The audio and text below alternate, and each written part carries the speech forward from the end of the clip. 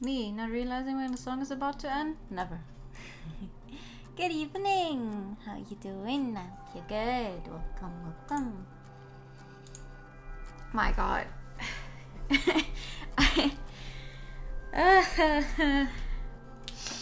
We're back with Highway Blossoms. And I'm glad we're back with Highway Blossoms, but also I got home like 20 minutes ago. So that's fun.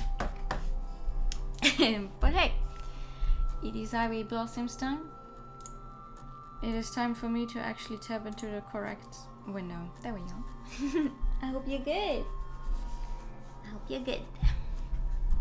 Because I'm not sure whether we can finish it today, not gonna lie. I feel like it's gonna be just a very, very small bit too long. Like, I don't know how much more there is. I wanted to look at the achievements to see if there's like something I need, but I guess not. Oh well, we'll see about it. We're just gonna load up our last save, because last time, what we got last time, which has been it's been a while since last time, they kissed and now they're like, so are we dating? I don't know. Are they dating? They called each other babe, but does that mean they're dating? Who knows? We're definitely gonna go for a festival though. So that's fun. Let's see. Sleeping on is supposed to help you with tough decisions or with big changes, but that's hard when you can't pass out in the first place. Thoughts of Marina and of Gramps and of things changing and of things staying the same all root together to keep me awake just like the coffee is right now. When I got up this morning, the first thing I felt was surprise that I'd managed to fall asleep at all. The 3 hours I got must have snuck up on me. I drained another cup of coffee, number 4 and the last one from this pot. I dumped another few scoops of grounds into the coffee maker and started a new batch. I don't think you should be drinking that much coffee to make up for lack of sleep. And I say this as someone who napped today, just a few hours ago. Because I desperately needed some more sleep. I got to see the sunrise, which even I usually sleep through, out here in the middle of nowhere with no light pollution. The sky was vivid, shots of jagged pink tearing into the blue. I nearly dozed off again just watching. Maybe someday I'll get to watch it with Marina. Someday when I wake up early again and if she manages to get her lazy ass out of bed. Lazy, but cute. Yesterday's events replay in my mind for the upteenth time, and with them come the swirl of emotions that feel like a stomach ache and a high both at once. Things finally starting to feel normal between us again. Kissing Marina at the Valley of Fire, her leaning into it, wondering if I should stop, her not letting me. Sitting close on the couch, not asking any questions, not answering them either. Wondering if I should. Ugh, it's too early for this shit. The familiar ping of the coffee maker tells me that it's been zoned out for a few minutes now. Smashing my fist into my eyes, I try to rub the sleepiness out. Movement from the back of the RV means that I must have woken Marina up. I can hear the sound of her bed creaking and of the covers being thrown back. I feel a strange nervous elation as she appears in the hallway looking bedraggled. Good morning. Yay, good morning. She groans like a zombie and stumbles towards me. Want some coffee? A stiff head nod. Smiling, I prepare a cup. It's only half coffee. The other half is a boatload of sugar and the creamer that neither Gramps nor I ever drank. I don't even know why we had it, but it's not expired. When she reaches me, Marina leans into me. Sort of falls, really, crushing into my shoulder. Hey, careful! Against my shoulder. A bit of coffee sloshes out of the mug and onto my hand, but I don't mind. She takes a drink in a couple small sips. That's a mood. Minor bliss replaces her glazed expression. Good? Good. You don't sound like you're very alive right now. There's hardly any coffee in it, you know. So, sugar can also wake you up. Just the way I like it. I wonder if she had a hard time falling asleep like I did, but I'm hesitant to ask. Afraid she'd say no. Afraid she'd say yes. So I just sit down and she takes a spot next to me. We both quietly sip our coffee as she rejoins the land of the living. Once she finishes her first cup, she's alert enough for a conversation. Sleep okay? I figured that's safer than flat out asking. Yeah, kinda. Kinda. I like... She trades off. Maybe I gave her alertness too much credit. I forgot what I was just saying. I'll laugh and stand up. Don't worry about it. Marina mumbles something incoherent. What was that? She clears her throat. Sorry, I asked if you slept alright. Took me a while to fall asleep, but after that, yeah. It's not strictly a lie. Eyes half closed, Marina smiles thinly. Good. I turn around so that she doesn't see how preoccupied I am or guess what's on my mind.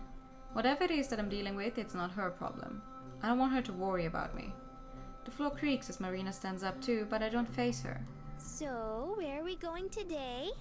That's a good question. No idea. We have a few days before the show. Anything you want to see? Whatever it is, I'll make the trip. We're not very far from Las Vegas, right? Oh god. Not at all. It's just a couple hours. Let's go there! No. Finally, I meet her eyes again. The smile on her face is pure and earnest. I can't help but return it. Sure, that sounds like fun. And she hugs me. Her warm figure is pressed close against mine. She smells like my shampoo. I wrap my arms around her and hold her close. Just for a second, everything feels right, like it's all gonna work out. And I realize how badly I wanted to. I squeeze tight and then pull away. What was that for? You'll be lucky you welcome. Thank you for the hydro time. Just felt like it. Worry creases her face. Should I not? Nah, you definitely should. For sure. Go get dressed and I'll get us on the road. You cool with waiting to eat until we get there? Yeah. Cool. There are a million buffets and exotic restaurants there, so we can find something good. I like Las Vegas already. Dork. I gently push her towards the back to go get ready. She sticks her tongue out over her shoulder as she goes. Watching, I wrap my temple before climbing into the front seat. I'm looking forward to this, and I know Marina is too. So why does it feel like I'm doing something wrong?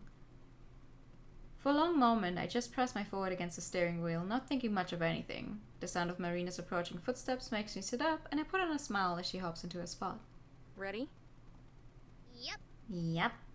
Here we go then. And we head out towards the highway. Las Vegas appears on the horizon far before we actually reach it. Clusters of generic skyscrapers are interspersed with the more famous casinos, which come in many shapes and sizes. Some are indistinguishable from the tall banks and offices around them, except for gaudy logos and signs. Others are constructed to look like a pyramid, or a Roman palace, or a medieval castle. There's a distinct clash where some buildings are striking and clean looking, as if they'd just been completed yesterday. But then, just beside them will be a sad-looking place with faded paint and signs that aren't supposed to be flickering. As we enter the city limits, we're suddenly surrounded by the noise of traffic and the smell of exhaust. Exiting the highway was like crossing the boundary to another world. Marina drinks it all in. Oh, what's that one? The super tall one. She points to the windshield. Even though it's impossible to follow her finger, I know which one she's talking about. That's the Stratosphere. I think it's one of the tallest buildings in the country. It definitely sounds like it just from name alone. Whoa. We're still miles out, but she already seems to be infatuated with the city. Her eyes are wide and so is her mouth. It's even cooler up close. I never knew cities could be this huge. I keep forgetting that she's never been out of New Mexico. Sure, there are a couple decently sized cities there, but nothing this impressive. I'm excited for her to experience all this for the first time. Honestly, Las Vegas is kind of on the small side. At least compared to places like New York or Chicago. It is? Seriously? That's insane. I can't imagine that many people in one place. What about your house? She giggles. That's pretty close. She reminds me of a puppy, straining against its leash as she whips between looking out the windshield and at the passenger side window. To me, the part of the city that we're in looks like any other downtown area, so I'm not impressed. Once we get to the strip, where all of the really famous casinos are located, it'll be different. But first I have another destination in mind. So, Mare, Yeah? You want to get some food, no? ever heard of the World Carnival Buffet? At the Rio? I don't think so.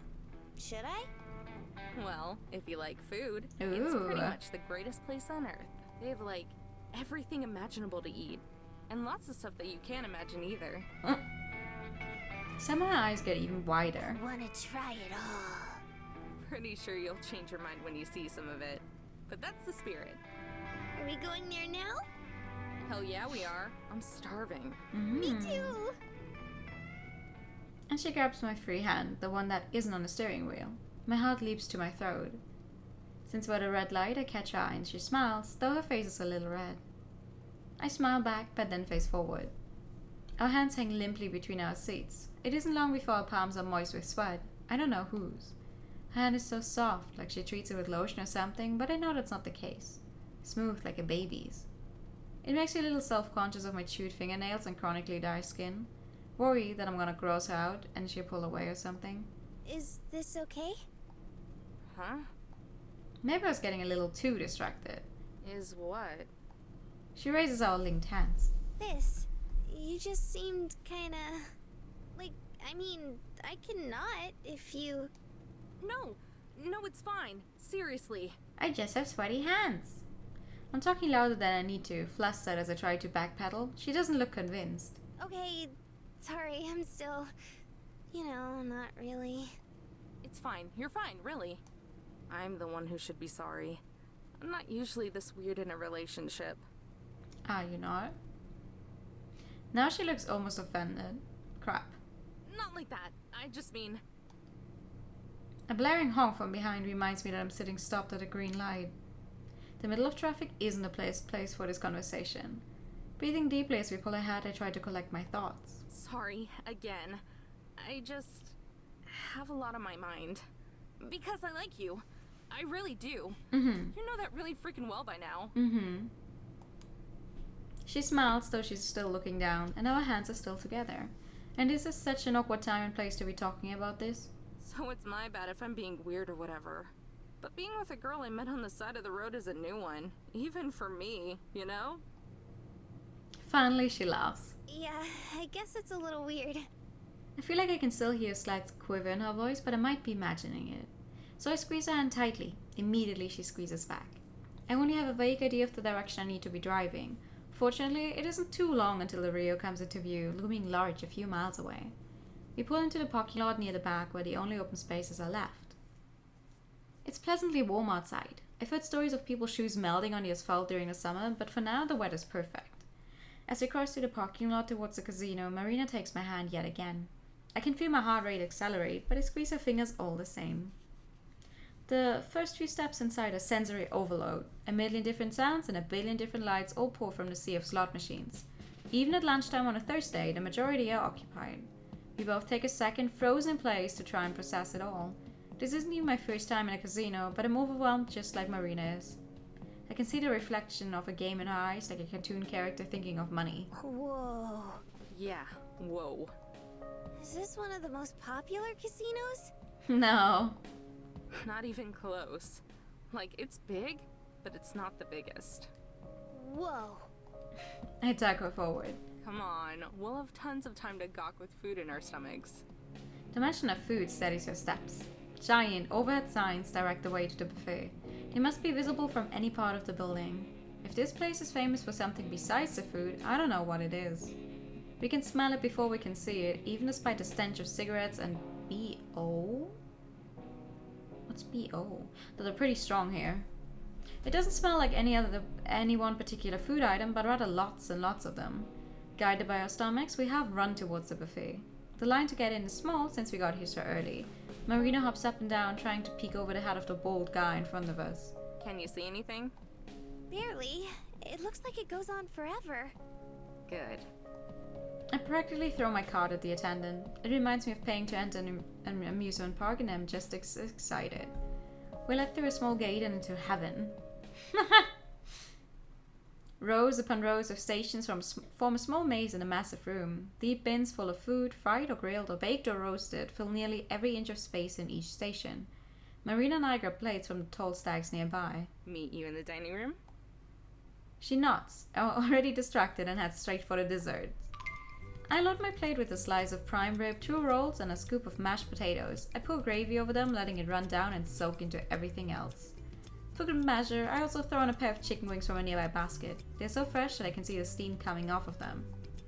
I'm gonna need a second plate. I grab one of another pan and toss a small piece of salmon, some pot stickers from the Asian section, and a large spoonful of some sort of casserole. I can't even guess what it is, but it looks good. Everything looks good.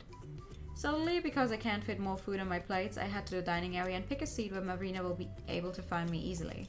Sure enough, she emerges just a minute later carrying 2 plates like I did. Wow. You weren't kidding about trying everything. Instead of big portions of a few things like I got, Marina has 1 or 2 bites of a couple dozen dishes. Roughly half of them are cakes or other sweets. When in Rome, you know? I slice off a bite of steak and close my eyes in ecstasy while I chew. It's divine. Holy cow. Barely balancing her plates as she slides into the seat beside me, Marina bumps against my shoulder as she gets situated, and I almost send a forkful of potatoes into her lap. Oops, my bad. In retaliation, I spare a bite of chicken from her plate, swimming in some Asian sauce. No fear! It's double fair. That doesn't even make sense. After that, she finally gets to take her first bite, and she melts. Just like me, her eyes roll back into her head while she chews. I don't even remember what this is, but it's amazing. She scoops up another forkful of what looks like some kind of barbecue brisket and holds it towards me. Try it. I open my mouth and she guides the fork in. I pull back to chew. It's got a nice smoky flavor. That is good. Right? I almost want to go get a whole plate of just that. Then she tries the baked chicken that she has next to it. Wait, never mind. This is even better. Ooh.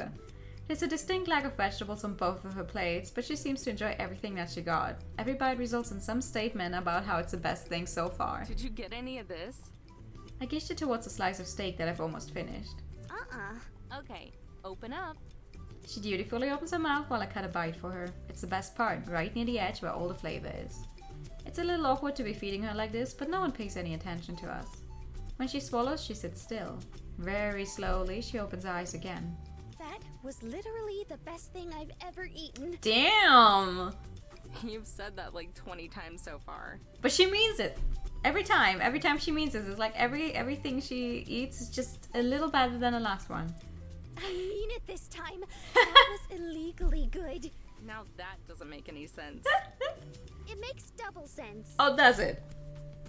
We love. Gramps always used to say that the best place to get a steak was at buffets like this. Not because they're always better, but because you can just go up and get slice after slice. Although, he's the only person I've met who could eat more than one. Marina chuckles with me, but it's nervous I sounding. used to tease him for it. No one should be able to eat that much meat. He would always complain about him being too done. He cooked his own steaks to be kind of medium rare. Closer to rare. Gross. Don't tell me you eat yours well done. Marina, I don't know if we can stay together. She looks pained. I'm just kidding, you know. Yeah, I know. But it doesn't sound like it. I shut up. It's probably not a good idea to talk about Gramps too much either. Our plates are mostly empty and I look back at the serving area dubiously. Round 2? She thinks about it, then shakes her head. I think I'd explode if I ate much more. What? Yeah, same. There's a soft flutter against my cheek as Marina leans over and kisses it. Thank you for bringing me. Aww. Yeah, no problem. I instantly examine the hard plastic bench I'm sitting on. Too long passes by before I talk again. So are you ready to go? Wait, you guys only got like 2 plates and that's it? You're the buffet. Shouldn't you eat a little more? Oh, sure. I can tell how on edge she is again. Good going, Ender. Nice. I launch to my Just feet. leave the dishes on the table. Someone will come by and clean them up. I have no idea if that's true. I start to leave, expecting Marina to follow me. Amber, What? But I turn around. She's still in the process of getting up. wait for me. First she has to brush her face with a napkin, and then she drains a glass of orange juice she was drinking. Then she scoots out of the booth and hurries toward me. Are you alright? Yeah, sorry. Just felt kind of nauseous for a second. Oh. Probably ate too much. Oh, I doubt she's buying it. From the corner of my eye, I see her reach toward my hand. Then she seems to think better of it and lets hers fall back to her side. I grab it myself as I lead the way out of the casino. Oh man! What? Wedgie's Wieners, Kyle's Bar, Easton and Smith. Okay, that's Some funny signs. Outside I take Marina's hand, but it feels limp inside my own. I let her lead the way down the street and towards the busiest part of the city. Sometimes stuff on the side catches her eye. Brightly colored sports cars that probably belong to millionaires pass us by pretty frequently. There are also people in bike-drawn carriages and double-decker tour buses. Besides the people, the buildings themselves all compete to stand out. Almost every storefront has something neon, flashing to get you to look at it. Toy stores, restaurants, sex shops, more all vie for real estate. Within a 2-block radius, you could probably buy anything you ever wanted. Maybe a half-mile ahead of us, on the other side of the road, there are a few street vendors on the sidewalk. They have awnings set up to shade themselves and their merchandise, though it's too far away to see what they're selling. Marina spots them and points. Ooh, let's go look! But then her excitement vanishes. I mean, if you want to. Yeah, let's check it out. With a hopeful smile, Marina starts to run. A red light at the crosswalk makes her stop not too far ahead, though. I catch up just in time for the light to change. Before she can dart away, I take Marina's hand. She doesn't object, but searches my face, so I smile and she smiles back. I let her pull me to the vendor, who seems to be selling a little bit of everything.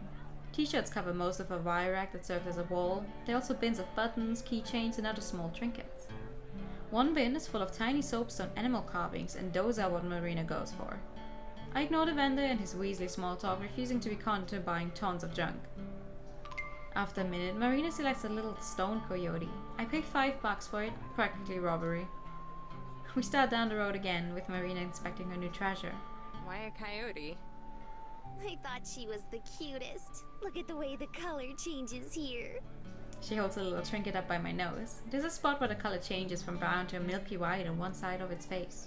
That is pretty. Nice! Plus, wolves are pretty much my favorite animal, and coyotes are close enough. That's a valid reason as any. Yeah? Have you ever seen a live wolf? No, I wish. You? At Yellowstone a couple years ago. Oh! Yeah. I begged Gramps to take me. As soon as I mention Gramps' name, I see Marina's eyes flit towards What mine. else do they have there? All kinds of stuff. Wolves, bears, buffalo, elk, deer. Pretty much any kind of forest animal. Oh. And they just wander around, right? Yeah. There are even places where you can feed some of them out of your car. Ooh. What about the meat eaters? Like wolves and stuff? There are spots where you can see them, but you can't feed them. They're still wild animals. It's not a zoo or anything. I want to go there someday. I'll take you to see them sometime. It's a cool place. Nice. Really?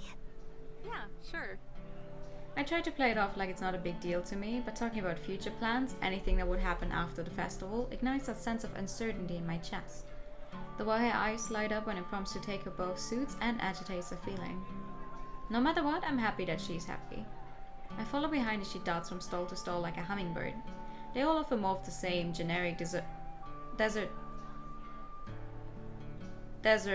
trinkets or gaudy I Love Las Vegas merchandise.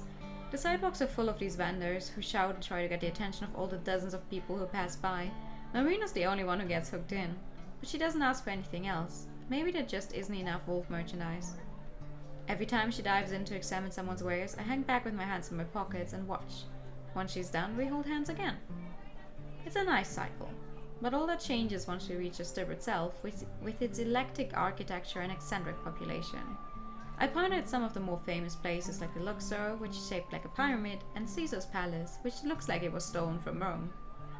Marina oohs and ahs in all the right places, though to my surprise she doesn't try to lead us to them.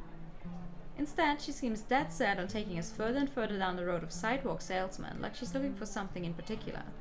Not that I have any idea what that is. She leads the way, looking from side to side, but never seeming quite to find it. Until suddenly she freezes in place. A large wave of pedestrian traffic behind us crests and spills around like we're not even there. Marina points ahead at one of the street vendors a few blocks ahead. Found one! I'm yanked forward once again, being dragged by her newfound enthusiasm. Rather than a bunch of cheaply made goods, the merchant she's noticed has a bunch of color drawings of cartoon characters, barely recognizable due to the exaggerated style. A sign beside them advertises custom commissions at $30 each. I immediately understand what it is Marina wants. No. No, no, no. I try to drag my heels, but I'm tugged along by Marina. She's surprisingly strong when she wants to be. Amber. She says my name without even turning around. This has been on my bucket list for years. It's happening. You want someone to draw you? What has? Getting ripped off by a street artist? Having someone draw me.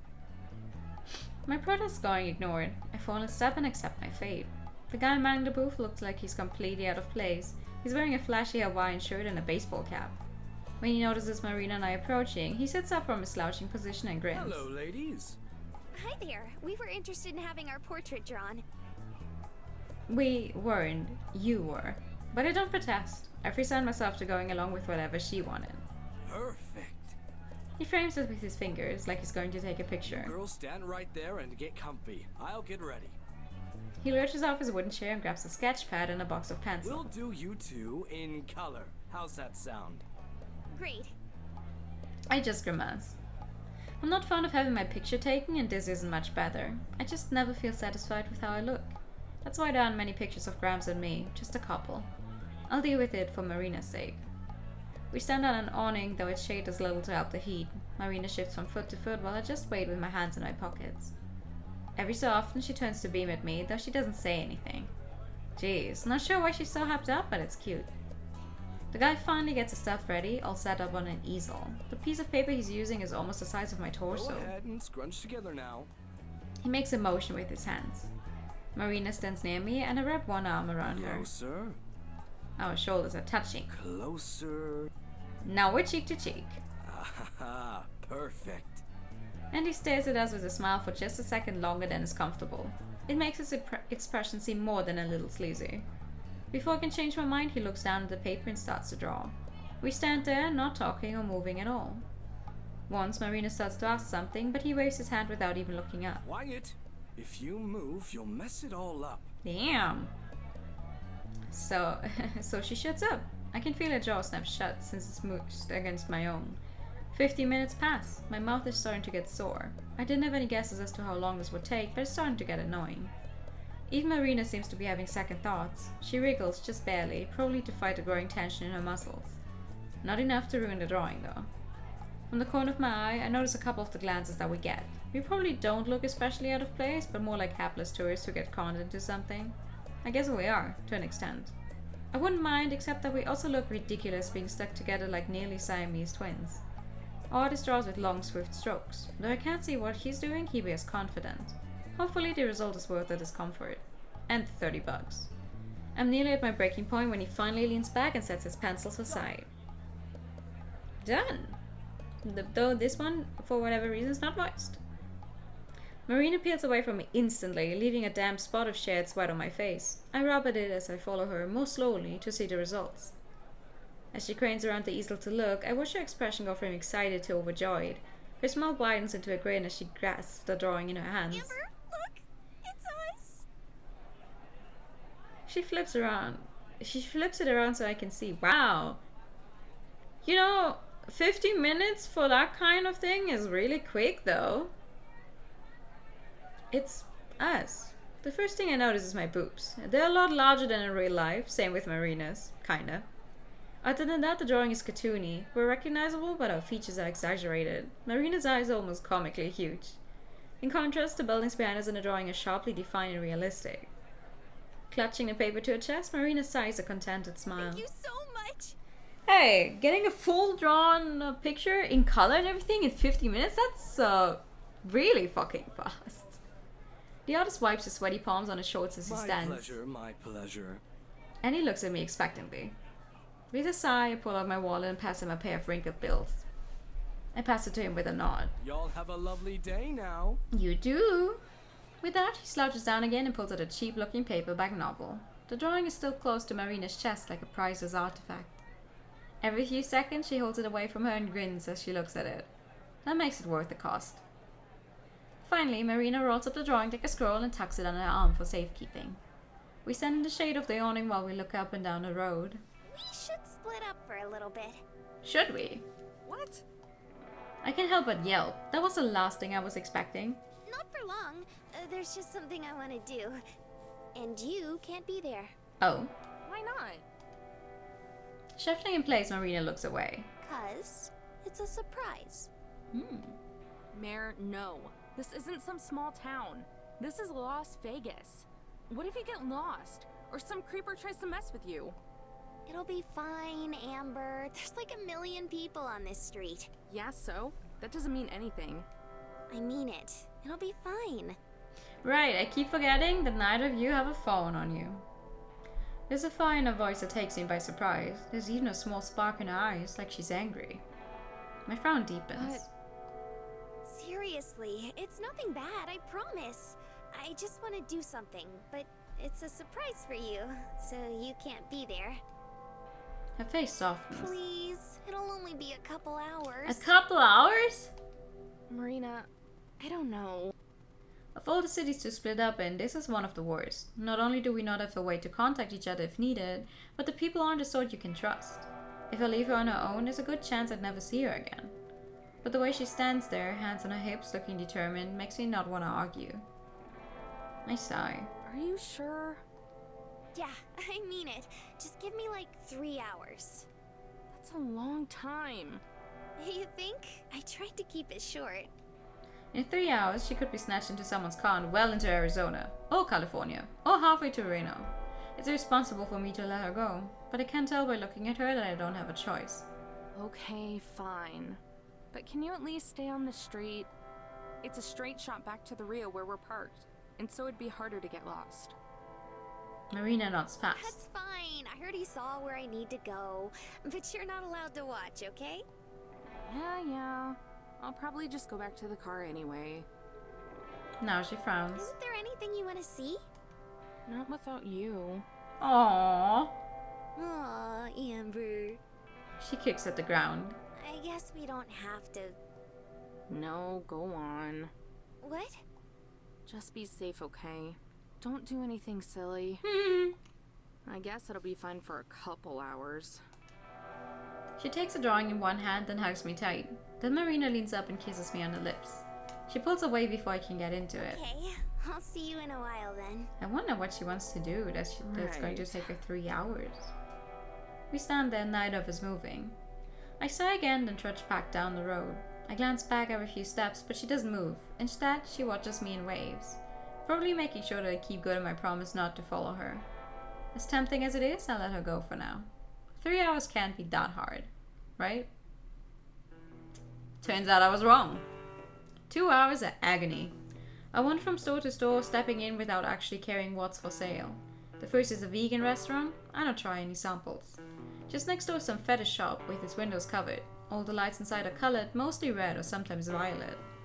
The girl behind the counter, pale skin with artificially black hair, gives me a smile that I return. But I don't stick around. I don't even know what I'm doing. Going through the motions of being a tourist, I guess. Technically, I am exploring Las Vegas. Tomorrow, I'm sure I won't be able to remember a single detail of these shops. Up ahead is yet another street vendor. His setup is nearly twice as long as most of the others and includes large glass display cases. Looks like it must be a paint or transport. I wander over, pretending to be interested. The clerk, a Hispanic man with a short goatee, watches me but doesn't say anything. Not even a greeting. It's all cell phones and phone accessories, chargers, cases, cords and the like. Nothing relevant to me. There's a special discount on prepaid phones and time cards right now, it seems. A half-dozen identical posters plastered the wall of the longest case. I stare at one of the flyers, though I'm not actually reading it. Just imagining if Marina and I had cell phones. It might help at a time like this. Times when I'm being ridiculous and clingy and an idiot. Being able to reach her anytime would be nice, but would they get much use? That's when I realize something and I'm dumbfounded by a simple fact. What it is that's been bothering me since we split up. This is the first time since meeting Marina that I've been on my own. That she isn't just a room away or within shouting distance. Even though it's only been a couple hours, I suddenly feel profoundly alone. It's pathetic, I know. I'll see her again in less than an hour now. But the anxiety of separation gets the better of me. It makes me sick as all the horrible scenarios rush into my head again. The ones where something bad is happening to her and she's not able to call for help. I look at the phones in a case. I've never had one, so I'm not very knowledgeable, but they look cheap and flimsy. I try to find a brand name, but it wouldn't mean much to me even if I could. The only names I'd be familiar with are those massive companies who make everything, not just phones. The ones whose merchandise costs hundreds, if not thousands of dollars. I think Marina had a Heisei. I've heard they're pretty good. Then again, I've also heard about shady stuff with them suddenly replacing all the production workers with robots. Graham said this sort of thing would be a part of the New World Order. Doesn't matter though. It's tempting, but there isn't much point. In just a week, less now even, the festival will be over. And after that... Well, a phone gives us a way to stay in touch once we've... I spin around and walk away in a hurry, feeling suddenly sick again. I must have looked like a lunatic, coming up, standing still, then freaking out and leaving. Maybe that's why the guy didn't say anything. I just looked like another insane junkie. I picture some tweaker stepping out an alley towards Marina, who of course wouldn't even notice, and I shoved those thoughts out of my head. 1 hour, just 1 more hour. Chill, I tell myself for the 1000th time. Across the street from the phone cards is a bright green sign for a candy store. A candy store?! One of those places that has floor-to-ceiling bins of gummies and on sale by the pound. I half expect to see Marina in there herself. Getting her a surprise bag of sugar might be a good way to try to make up for being weird. Until the next time I act weird, that is. I cross the street as soon as there's a gap in the traffic, not bothering to go to a crosswalk. The doors have an outline and handles are the same lime green as the sign. When I step inside, I see that the walls are too. I'm reminded of the slime from those old shows I used to watch on TV that would be sprayed into the audience or cast members. Not the most appetizing impression. The selection is good though. Like I expected, there are more varieties of candy than I've ever seen in a single place. Only pictures. There's several different types of plastic bag that you can fill, ranging from I'm on a diet to garbage bag sizes. I grab a medium-sized one. Then I realize I don't know what to get for Marina. Definitely chocolates, but with or without nuts. I can't remember if I've ever heard an opinion. I tried to recall what she's gotten at gas stations along our trip, but I never paid that much attention. Maybe I should go for a mixture of both, but then what if she's allergic or something? It probably wouldn't have ever come up since we always eat out and order for ourselves. I want to give her a 3-pound sack of anaphylactic shock. Gummies then. Those might be safer. There are more types of gummy candies than I ever thought existed. Different flavored rings, candy shaped like the fruits they taste like, and other things like chewy soda bottles.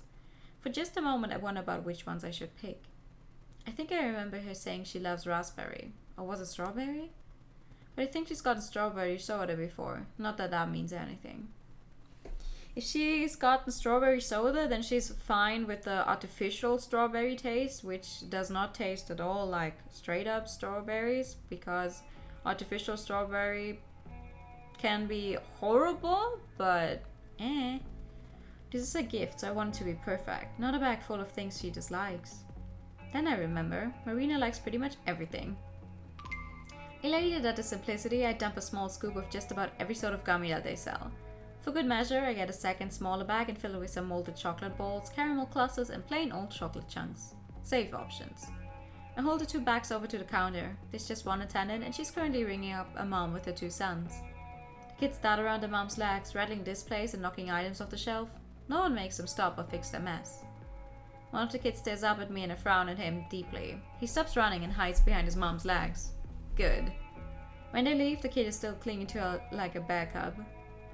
I set my bags up on the counter and kneel down to replace some of the spilled items. As I do that, the shopkeeper comes around front, nearly bumping into me. Oh, you don't have to do that. Thank you. Yeah, no problem. I look up directly into her knees. I straighten up and we're suddenly way too close. Stumbling backwards, I grab the counter to support myself. She laughs, eyes crinkling. She's cute. Her tan skin is complemented by the bright red uniform she wears. A little name tag on the counter says that her name is Cassie. You know, there's a special going on right now. Oh? Oh yeah? A stack of postcards sits by the credit card machine. She hands me one. Buy 10 more bags, you get one for free. 10? I try to imagine how much candy that would be. You'd need a wheelbarrow to hold it all out. Cassie laughs, probably at my expression. Yeah, we haven't had many people spring for that one. The person I'm buying this stuff for probably would, if she was here. This'll probably be gone by tonight. I give shit the bag still sitting on the scale. Oh, shopping for your sister or? My girlfriend. Nah, my girlfriend. I try out the word, seeing how it sounds in relation to Marina. As expected, it makes my heart skip a beat. During that beat, I feel like I see the shopkeeper's face fall, just for a second. Yeah, lucky girl. Ayo! Thanks. I don't know if she means because of the candy or because of me. After rigging up my bag, she dumps them into an even larger bag. That seems unnecessary, but I guess it makes them easier to carry. She passes me the candy as well as the receipt. Have a good day. Thank you! Try the peach rings. They're my favorite. Greetings, game. Ayo! Good evening. How you doing? I will. Have a nice day too. The girl waves as I leave the store. I want to go to one of those candy places so badly. I really want to. I've never been to one, I think. I wouldn't even know where we have them here. I saw one when I was in London one time, but there were so many people in there that I did not check to see. You're doing alright-ish? Alright. I decided to check the receipt since I wasn't really listening to the total. It looks like she didn't charge me for the smaller bag. I glanced back inside, but she's disappeared into the back room. Candy shops are real? They are, yeah. They are real. I guess that answers my earlier question.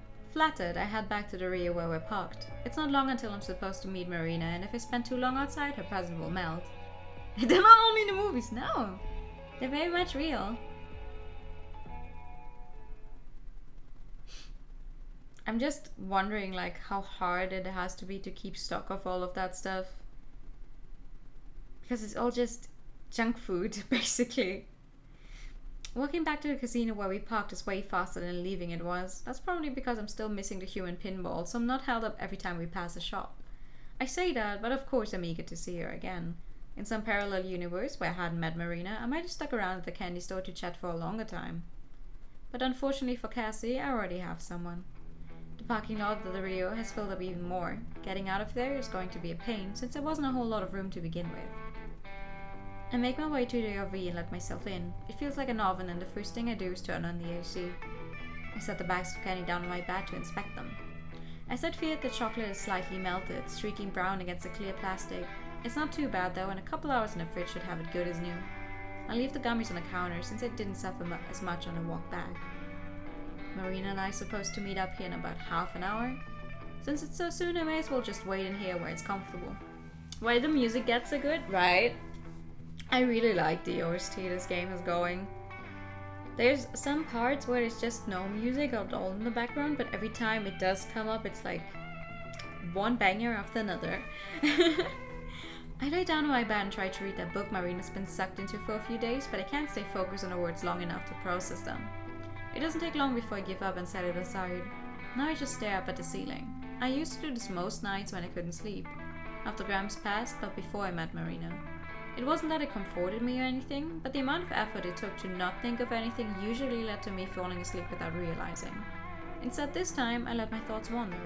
Sleeping has been easier lately. Actually doing something during the day and getting exercise helps a lot. But also my thoughts have been less cloudy, less muddled. Sure, there are still moments where I think of Grams and the pain hits me again. Having Marina around makes those rare. Someday I might be able to think of him without it hurting. I don't know if I want that though. Isn't it just like forgetting? People say you move on and get over deaths, but what does it mean for the person you lost? As long as you remember the person, I don't think. It's alright to get over the pain of losing someone. That's normal, that's human. I roll onto my side and stare at a picture of me and Grams hanging on the wall. I can't take it and roll onto my other side.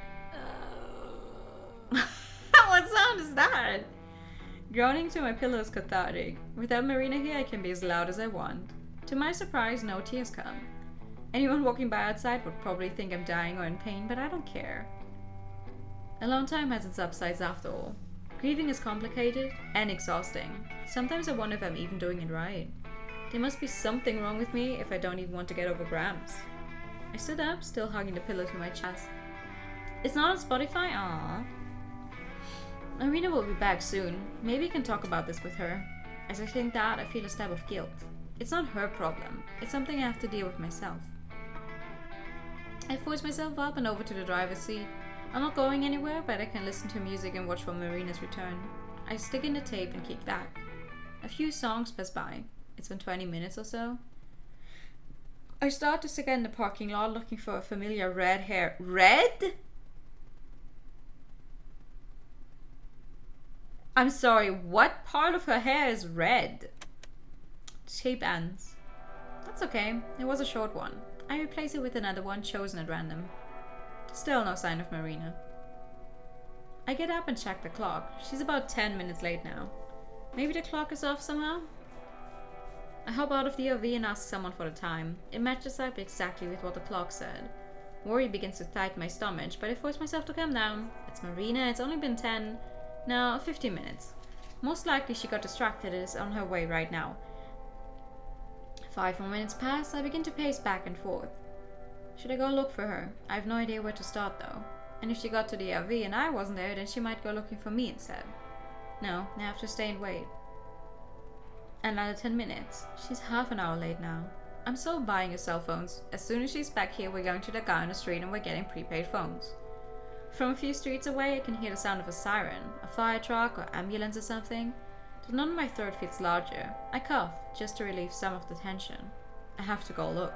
I can't take just sitting here. I switch off the engine, throw my shoes on and climb out. And then I see her, head down, walking slow but coming towards me. Marina! The relief in my voice probably conveys the panic that just drained out of me. She looks up at the sound of her name and that's when I see that she's crying. What's wrong? Oh, that counts as red hair? Okay. I rush over. What's wrong? Alarm poisons my voice. Did something happen to her after all? I put my hands on her shoulders and shake her gently. Marina, talk to me. What happened? Are you okay? She probably lost the drawing or something. She still can talk, but she nods. Thank God. These are no sobs. There are no sobs, but her eyes are pouring tears. Every so often she hiccups, like she's barely restraining herself from fully bawling. Come on. I was thinking of there. Yeah, I'm sorry. I would have said maybe she's artistically blonde or pinkish, but not red. But okay. I take her hand and lead her back to the RV. No one gives us a second glance. This is probably a common occurrence here. Marina silently follows me into the RV. My bad is that she lost the drawing. I lead her to my bed and have her sit down. I sit beside her. Alternating between rubbing her back and her shoulders, I try to get her to come down. Slowly, her breathing slows to normal. When I offer her tissue, she blows her nose loudly. Then she takes a few more to wipe her eyes. Rather than prod her more, I wait, even though it takes all my self-control. After a shuddery breath, she looks at me, eyes still watering. I messed up, Amber. Oh no, what did you do? Bad. How? Her breath catches again and she sobs. It's hoarse and seems to take her by surprise. I immediately rub her shoulders again. And then there's a knock at the RV door. What the hell? Uh-oh. I stand up, but I can't see who it is from here. I'll be right back. I unlock the front door and open it to an all too familiar face. It's time to pay up. Excuse me? I shut the door. Before it's even fully latched, Mariah starts to pound on the door. I lock it and head back to Marina. Let them in. Huh? Go let them in. It's Mariah, right? What? Yeah, but how did you... Wait, does this have something to do with... Marina nods. With a bad feeling about it all, I go back to the door, which is still suffering Mariah's assault. I open and step back so they can enter. Mariah storms in with a huff, acting like always as if she owns the place. Joseph and Tess fell in after her. Joseph gives me a smile and a small shake of the head. Sorry.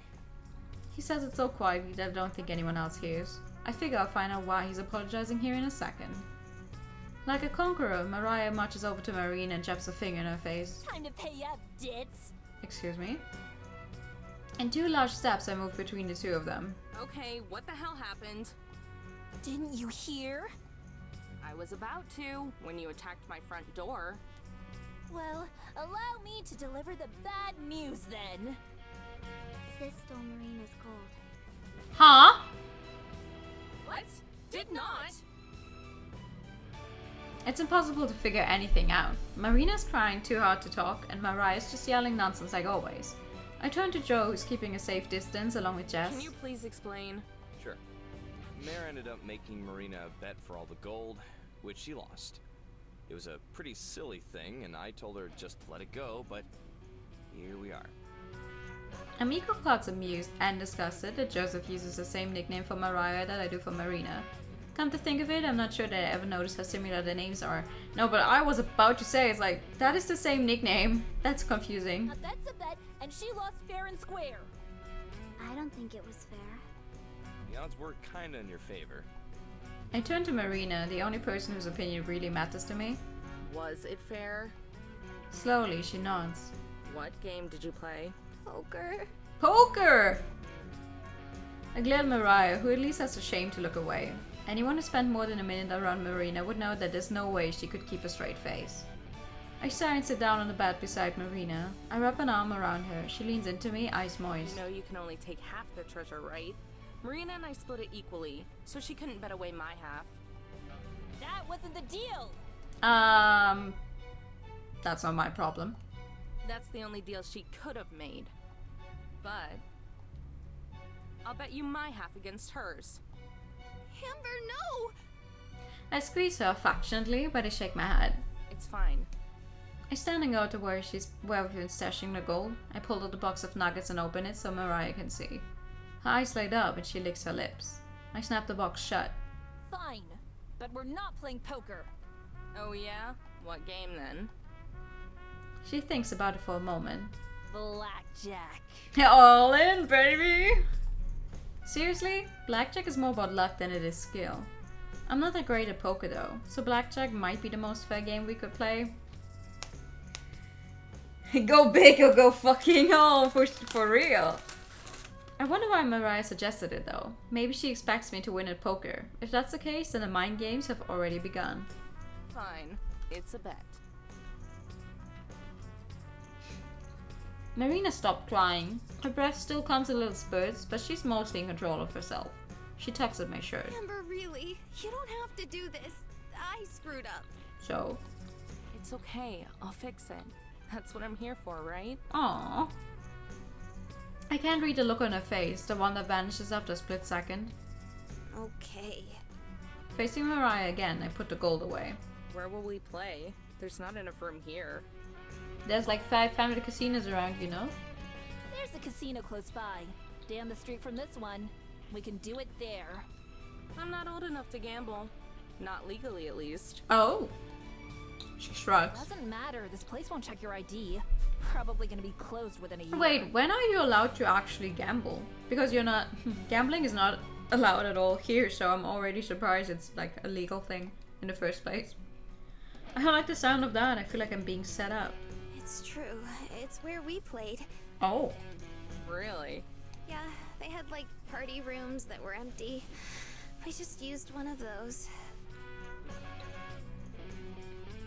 I've never heard of anything like this place, but if they let Marina in, then they'll probably let me in too.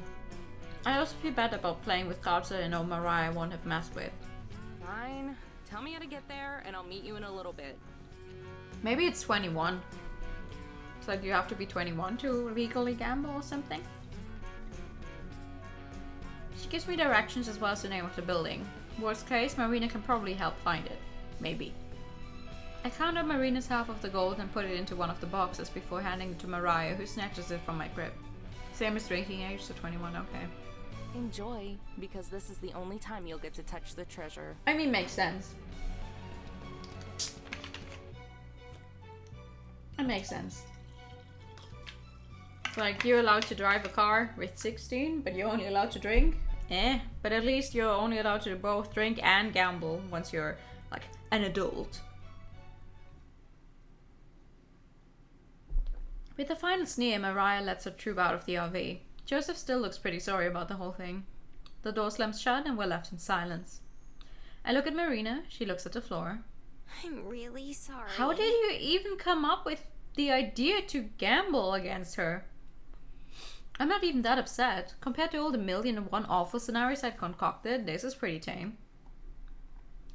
Minimum of 21, but those who are 18 and older can play in person in more than 10 states where alcohol is prohibited. Okay.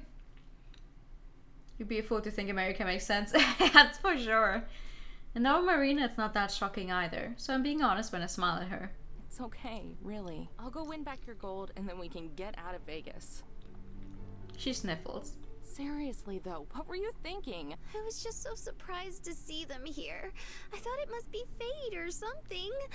I was shopping around and I saw something that I really wanted, but I didn't have enough money. So you wanted to gamble the gold? And then I saw the 3 of them at this little diner, so I went in to say hello and told them all about it. What was it you wanted to buy?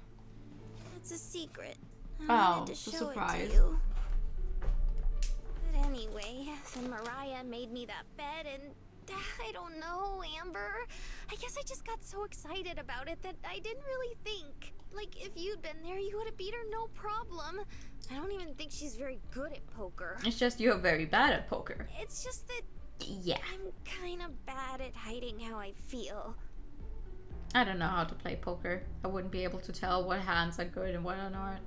I never gamble ever, for sure. I can't help but laugh. No way, you're kidding me. She sticks her tongue out at me. Yeah, she's feeling a little bit better.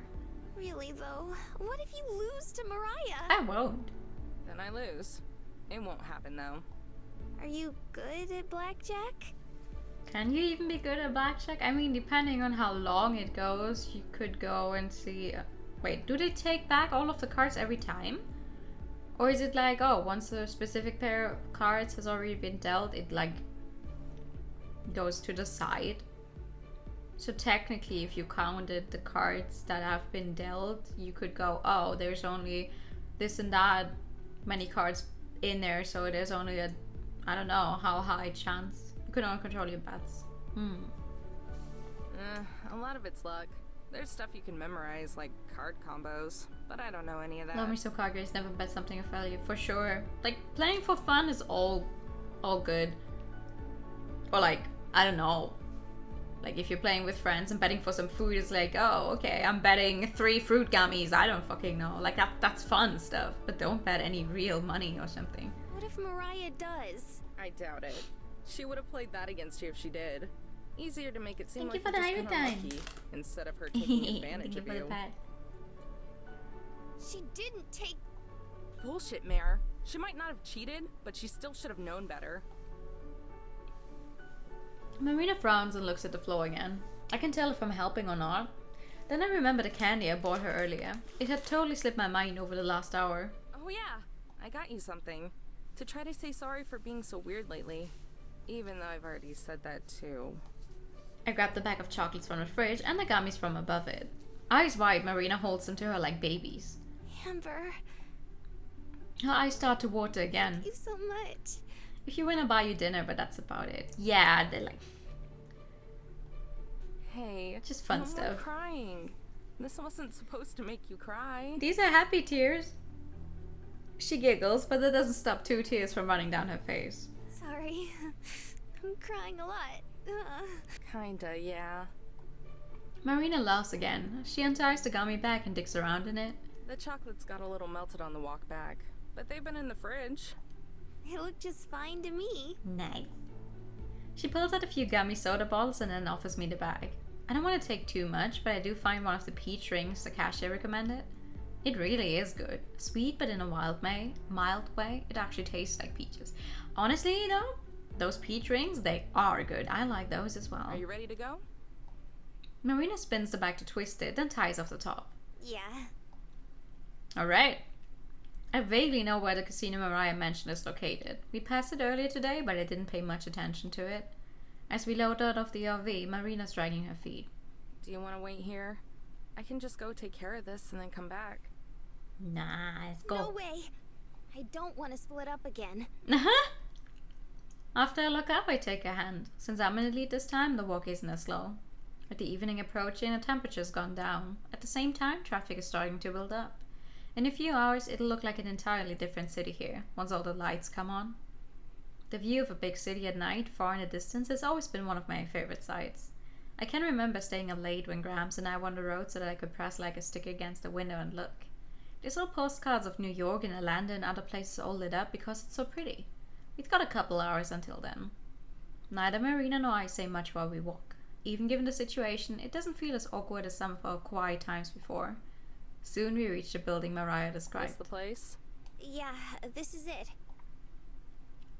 We step inside. I can see why Mariah said this place might be closed soon. Although it's pretty clean looking, there's hardly anyone here. A couple of people occupy slot machines far away from each other. Aside from those two and a bored-looking ghost? Hold on. A bored-looking host, the place is pretty empty. Well, those 3 in the trio. Mariah and her posse are seated on a semicircular couch, eating an identical couch from a circle around a card table. No greetings are exchanged as Marina and I take our places across from them. A sealed deck of cards sits on a table. It's got gaudy Las Vegas landmarks and logos all over it, but at least it's legit. Should we ask that guy to come deal for us? Hell no! The only reason they don't check ID is because they don't care. If you attract any attention, they'll throw you out. Oh, great. That sounds like a very trustworthy establishment. Okay, so who will? Tess can. That's not. Really? No offense, but does she even know how? Of course she knows how. She's not an idiot. She's also like 10. And before you get any ideas, she's more likely to help you cheat than help me. Has nods again. Just ask. Alright, that works for me. Because if two underage girls are going to play, then why not have a 10-year-old deal the cards? Mariah slips open the plastic wrap on the deck and hands it to Tess. The little girl takes up the instructional card and the joker and then shuffles. I have to say I'm impressed. She creates a bridge with the cards that's way tidier than I could ever do. Mechanical even. So there are 16 pieces total. We'll go piece by piece, I guess. The amount of cards that got wasted because they want to play. Maybe. Sure. That means that I have to win 8 hands in a row without Mariah or the dealer winning any to earn back all of Marina's treasure, and I won't settle for anything less than the full amount. We have a small stack of tokens near us that each represent a single piece of treasure. How does this game work? Whoever gets closer to 21 wins.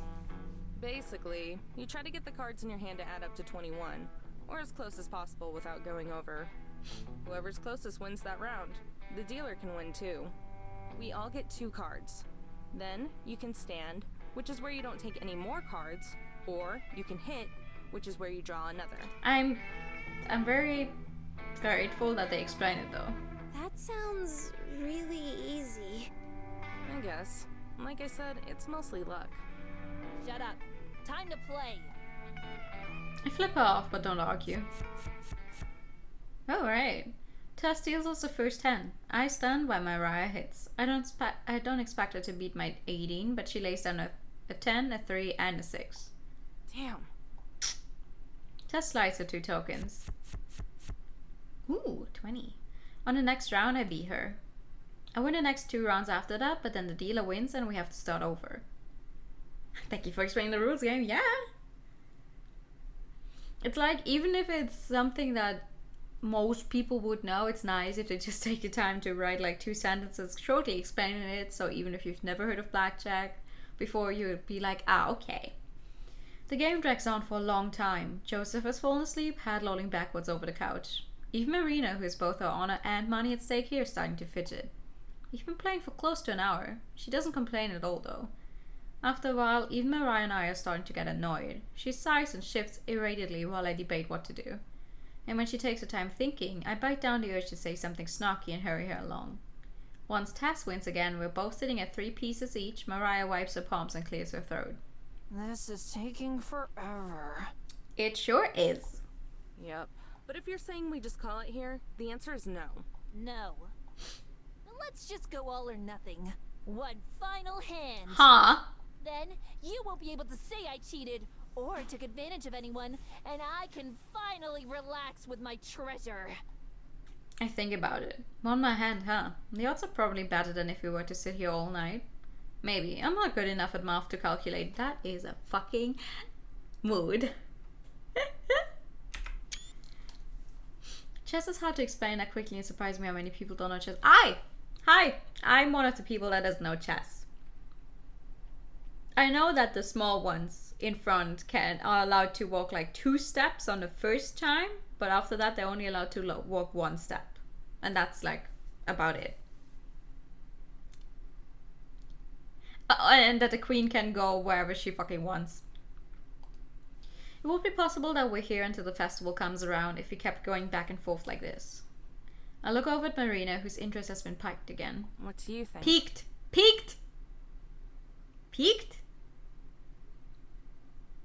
Piked? Wait, now I'm confused. Which one was it?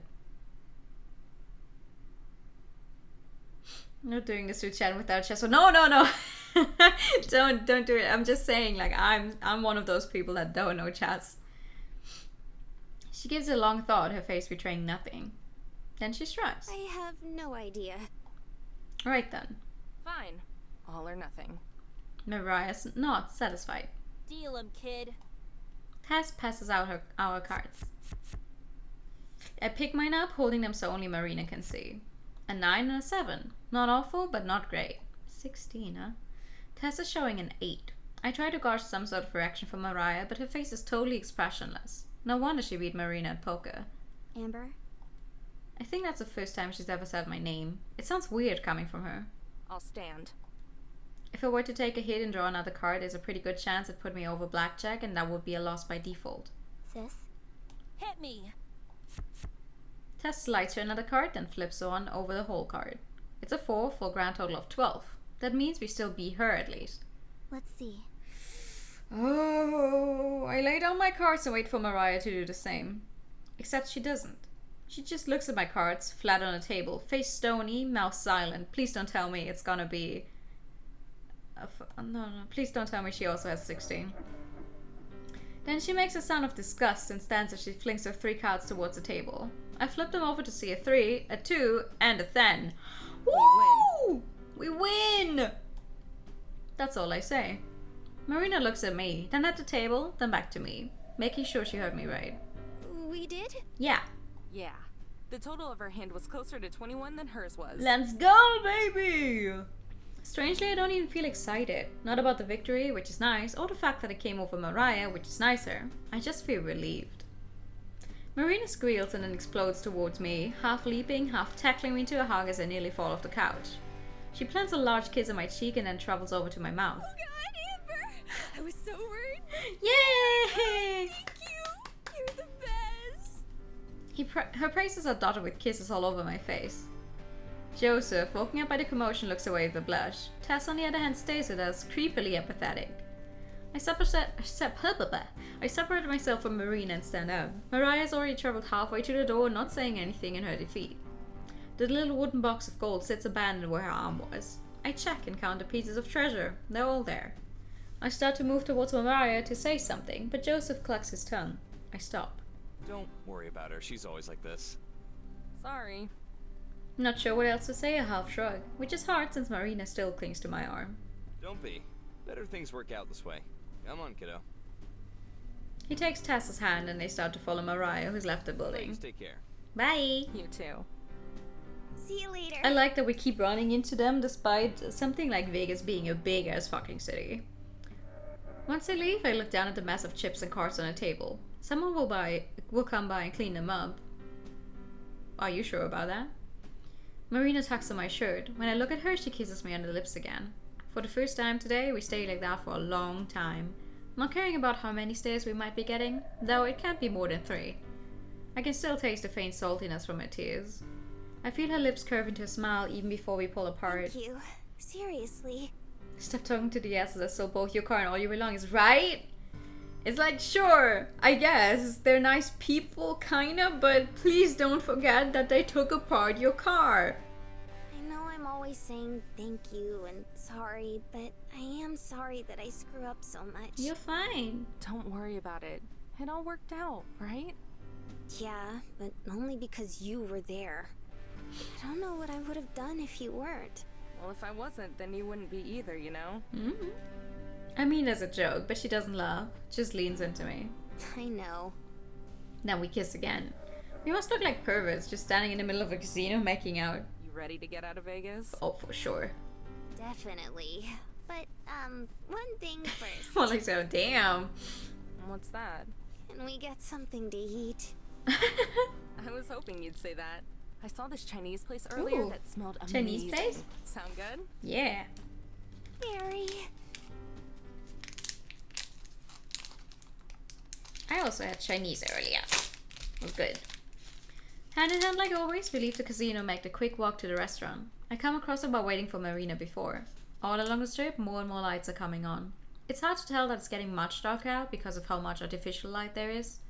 We get to the restaurant and eat outside on a patio, waiting as more and more buildings are illuminated. By the time we're done and back at the RV, Las Vegas has shifted fully from daytime to artificial daytime.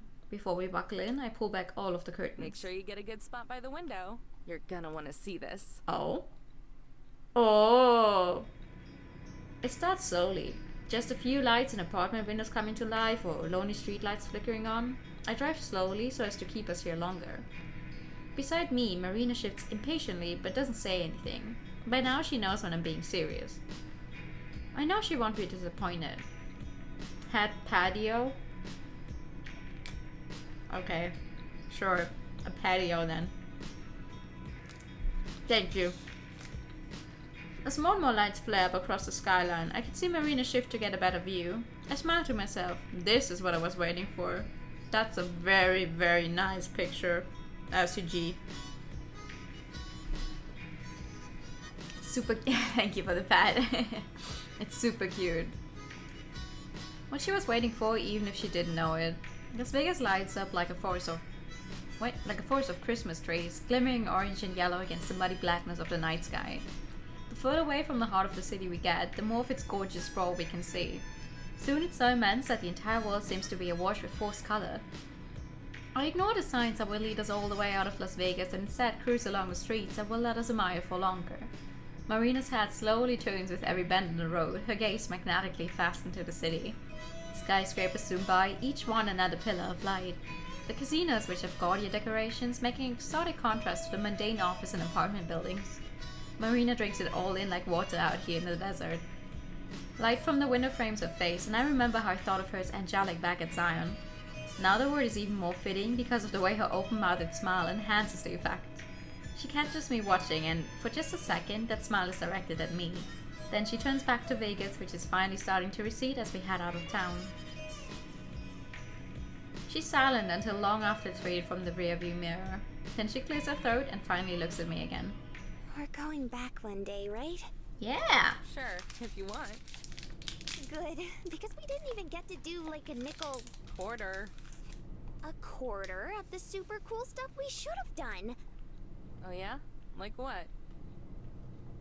Even if I do live like a gross hermit, I know what Vegas has to offer, but I like seeing her excited. There's always a genuine spark of wonder that's ignited when she is. It might have to do with her lack of experience, but I like to think she'd be the same regardless. Well, there's this pirate sun show that looks really cool. I heard about another show with fountains and lights that shoots water way up high in the air and... Oh! She spreads her arms far apart and scrunches her face down, giving herself a double chin. I want to try every single buffet in town. Oh, I think we need more trips though. If you want to do that, because I doubt you can eat that much in one day. That's a lofty goal, Marina. Also expensive. But we're rich now. Oh. I thump her hand and squish her down with the palm of my hand. And we almost lost all of that in a single day. So you should know how easy it is to blow it. Well, I think it would be romantic. We can rent out a hotel room, order a really nice bottle of wine, and just cuddle by the window and look at the lights. A wistful look gleams in her eyes as she gazes out the window into the vast desert night, sighing like I just stepped out of the royal carriage and swept off her feet. Never mind the fact that Marina's probably never tried wine in her life and would spit it out the second it touched her lips, that does sound really nice. Guess I have some high expectations to live up to. I've always had them, but now it feels more official. Now, more than ever, I'm obligated to keep her happy and safe. Those thoughts occupy my mind for an hour or so as we traverse the desert highway. Marina's gone back to staring out the window at the barely visible roadside. We pass a sign right off the side of our deserted lane. We're pushing 80, so we almost miss it, but I catch a quick glimpse as we speed by. Nothing special, just a dusty sheet of aluminium with a picture of poppies and 3 words printed on it. Welcome to California. It's gone before I can even process it.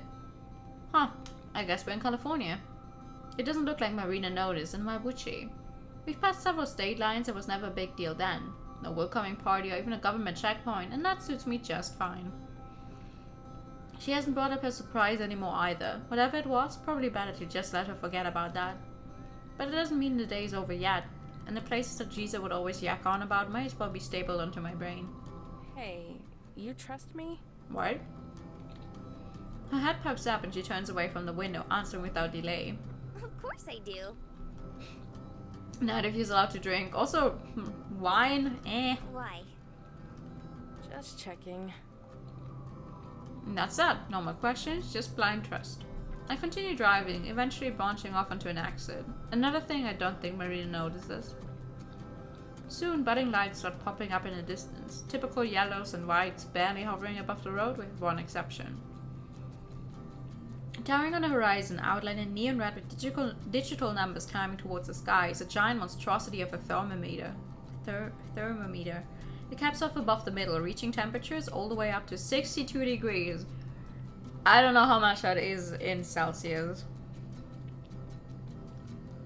I have to pass the toll gate just to go to other districts. You can go to whole estates? Apparently! maybe you just need to take the right roads or something. Finally it dawns on Marina. Her head twists towards me like an owl, her eyes just as wide as one. Amber, what's going on? She feigns concern at first, but her voice curls up mid-sentence, unable to hide a smile any longer. You said you trust me, right? And I do. Marina tilts over and rubs over my shoulder. I go dead stiff, again feeling the weight of that trust and responsibility. We drive into town, which is, as far as I can tell, is just one long street. Old, beat-up gas stations and fast food joints line the side of the road, separated by an occasional diner. The thermometer is tucked away, hidden in a corner, but it may as well be the center of the universe, the rest of the world zooming by it on the interstate. I pull into the lot by the thermometer, its only neighbor being a small shack. The sound of the ignition dwindles down to nothing, leaving the RV parked wherever. 62 Fahrenheit. Yeah. Well, 62 Celsius? I don't think we're still alive at that point.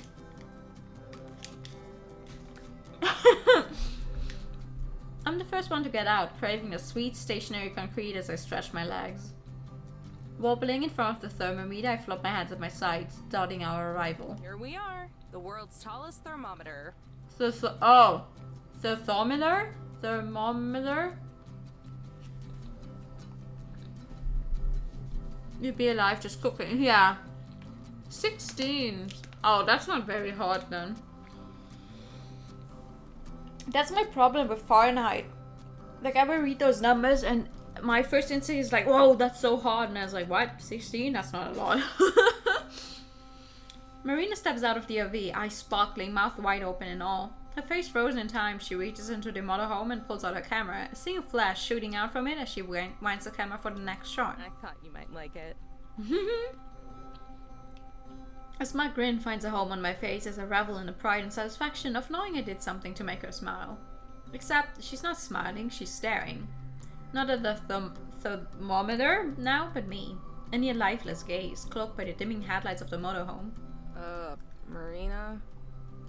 Readying her stand, she pushes her feet off the ground and charges towards me. If we're doing this, then we're doing it right. What are we doing? Wait, Marina! Too late. Before I can even finish my plea, she swings around my neck and snugly brings me to her side, swishing out the camera and aiming it right at us. Hey, Amber. The entire Imperial system doesn't make sense. I don't know what you mean. It makes perfect sense. Huh. Her finger inches closer to the button. Don't do it! Say. She draws out the word to an excruciating length. I struggle to break free, but she just squeezes me tighter. I'm warning you! Hey, cheese. She bends in and presses her lips against my cheek. Hold and fly. Aww! That's adorable! Huh. I stare at the camera, mind blank, my non-reaction drawing out a cute giggle from her. And then it hits me. I thought so mortifying and embarrassing that it shades my skin a pink and red gradient. She thinks this is cute. At this point, I'm butter. Or clay, from Marina's perspective. And that's exactly what she treats me as, molding me into new positions as she snaps more photos. Those are so cute! She's so happy. Before she winds for the next photo, I nudge her head with mine. She nudges back, both of us cutting against each other as she snaps the next picture. She takes several more shots, each one a little more gooberish and drenched in cheesy romantic goo than the last. Aww. I'll probably die if anyone else sees these, but with any luck, Marina's constant bouncing will hopefully make a few of these come out fuzzy. Still, I think I might love this, like, a lot. When we first met, I didn't think I'd ever understand a naive ball of energy just looking for some help. In a lot of ways, I still don't. I drove by at such a perfect time. Who even knows what would have happened to her? Thinking about it still drives me nuts. But still, those types of things don't seem nearly as big as they used to. Even almost losing their treasure to Mariah was just a sizzling drop in a frying pan. If anything, I'm more upset that I wasn't there to help her when it went down. After all, that's why I'm here, to help and protect her. She makes me so happy. With my hand now wrapped around Marina, I clench her tighter, only for my hand to be met with an adorable gurgling rumble transmitted from her stomach. We both look down at the souls, her with a bashful sort of terror, and me with amused disbelief. Even after all that food at the buffet. I can't help it. You're a bottomless pit. The Marina Trench. Amber, please. That one wasn't even clever. I thought it was funny. I cackle with glee, tossing her the keys to the RV as I walk over to the nearby shack. I'm just messing with you, babe. Go lock up. We'll grab a bite and sleep here for the night. Ooh. The shack is sad and abandoned, the cute logo of a little chef carrying an oversized bun all but faded away. I peek inside the brownie windows. It's more of the same, rusty and decaying, outlines of tables and booths are imprinted in dust, while the ones built into the walls were just left to rot. It was always just a side thing he mentioned when talking about the thermometer, but not being able to experience everything he mentioned feels wrong. Like I'm not doing right by him. Damn. Looks like that's one more thing I can check off your list. It was kinda clever, right? Marina waltzes into the diner, keeping the door open for me as we scurry in from the breezy entryway. Immediately, she's drawn to the claw machine in the corner, filled to the brim with non-specific and unlicensed stuffed animals. Her eyes glitter as she tries to get me to notice a glass box of wonders. Coming from anyone else, this action would be subtle, but maybe a few quick glances at most. Coming from Marina, not so much. Instead, she repeatedly swings her head in the direction of the machine, like she's trying to form a giant crescent moon with her neck. But I know Marina well enough now. Well, enough to know exactly which one she wants. Snuggled tight between a fuzzy ball with googly eyes and a lion with a crown lies the Holy Grail. A grey wolf with a polka dot bow tie. Unfortunately for her, our waitress is already waving us over to our seats. Marina stares into the glass, her folly reflection lining up with the wolf. I take her hand and lead her to the booth. Once there's some distance between us and the waitress, I lower my voice. Don't worry, I'll give it a whirl after we eat. Fuck yeah!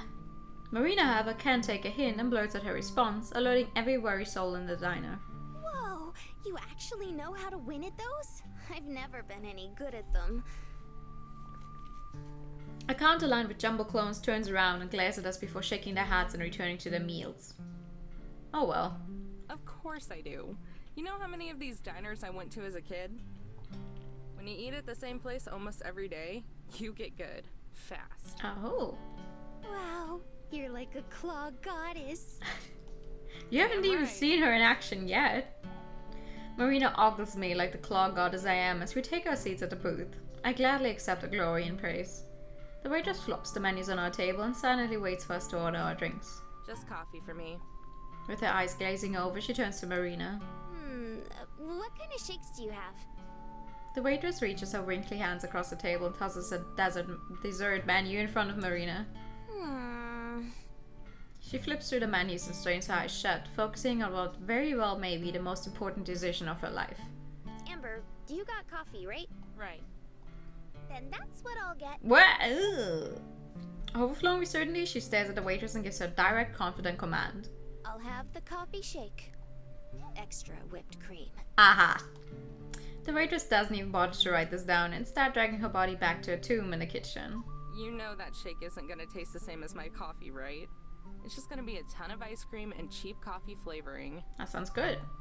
Yeah, but I at least gotta try it, for your sake. Why would you choke down a crappy shake for my sake? You do everything for me. Aww. Everything. Of course I do. That's my job. A stiff chuckle slips out from under her breath. Right. But I want to do things for you too. So you're ordering the coffee shake as a cosmic favor. You're losing me, Mare. She whines, momentary frustration seeping onto her face. No, not like that. It's silly, but I want to poke around in your mind a little. Uh-huh. That way I can do favors and help. So I guess it's not just for your sake, but for both of our sakes. I don't know how a shake is gonna help with that, but enjoy it. She smiles and rests her head to the side, as if expecting my shoulder to be there like always. Realizing she's only leaning on air, Marina blinks and tries to play it off with a tiny cough. I saw that. Before I can take my teasing to more exciting places, the waitress returns from the kitchen, barely managing to balance our drinks on the platter as my coffee splashes everywhere. She doesn't seem to care.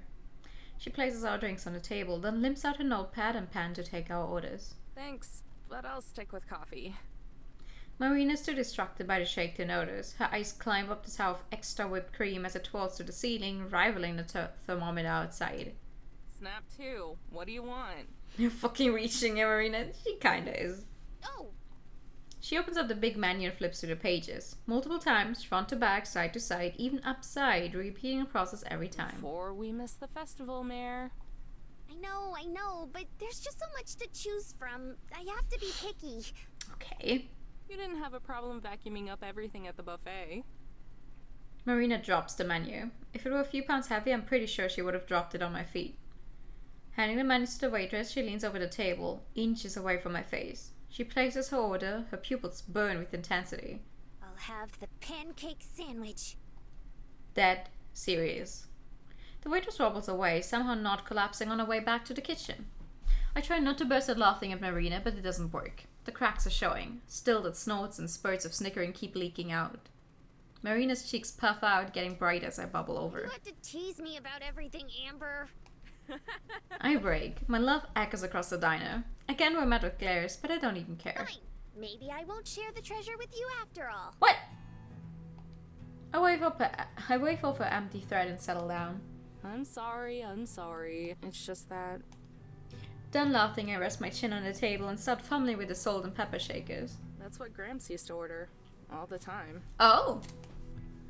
Marina's already reverted back to her usual self, watching me pass the salt and pepper back and forth like she wants to join in too. It's so weird. Just 2 huge pancakes with eggs, bacon, and ham smashed in the middle. Things drenched in syrup. Okay, yeah, no, when I cannot imagine eating pancakes without something sweet on them.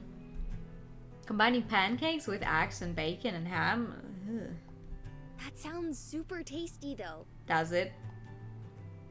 I chuckle and slide her the pepper. I'm sure you'll love it.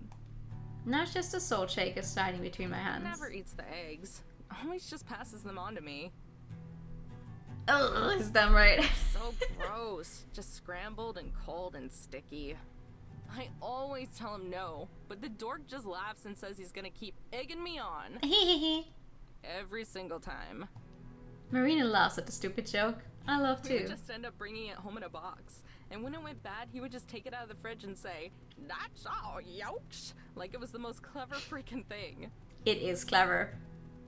I like him. She laughs even harder at that one. I think I do too. I keep my eyes focused on a shaker, sliding it faster and faster. When we go home, you two really need to get together and meet. Oh. The salt shaker trips on my pinky and topples over, spilling a few grains of salt. Marina's tense, but forces a smile anyway. She sighs. We both look down and go silent.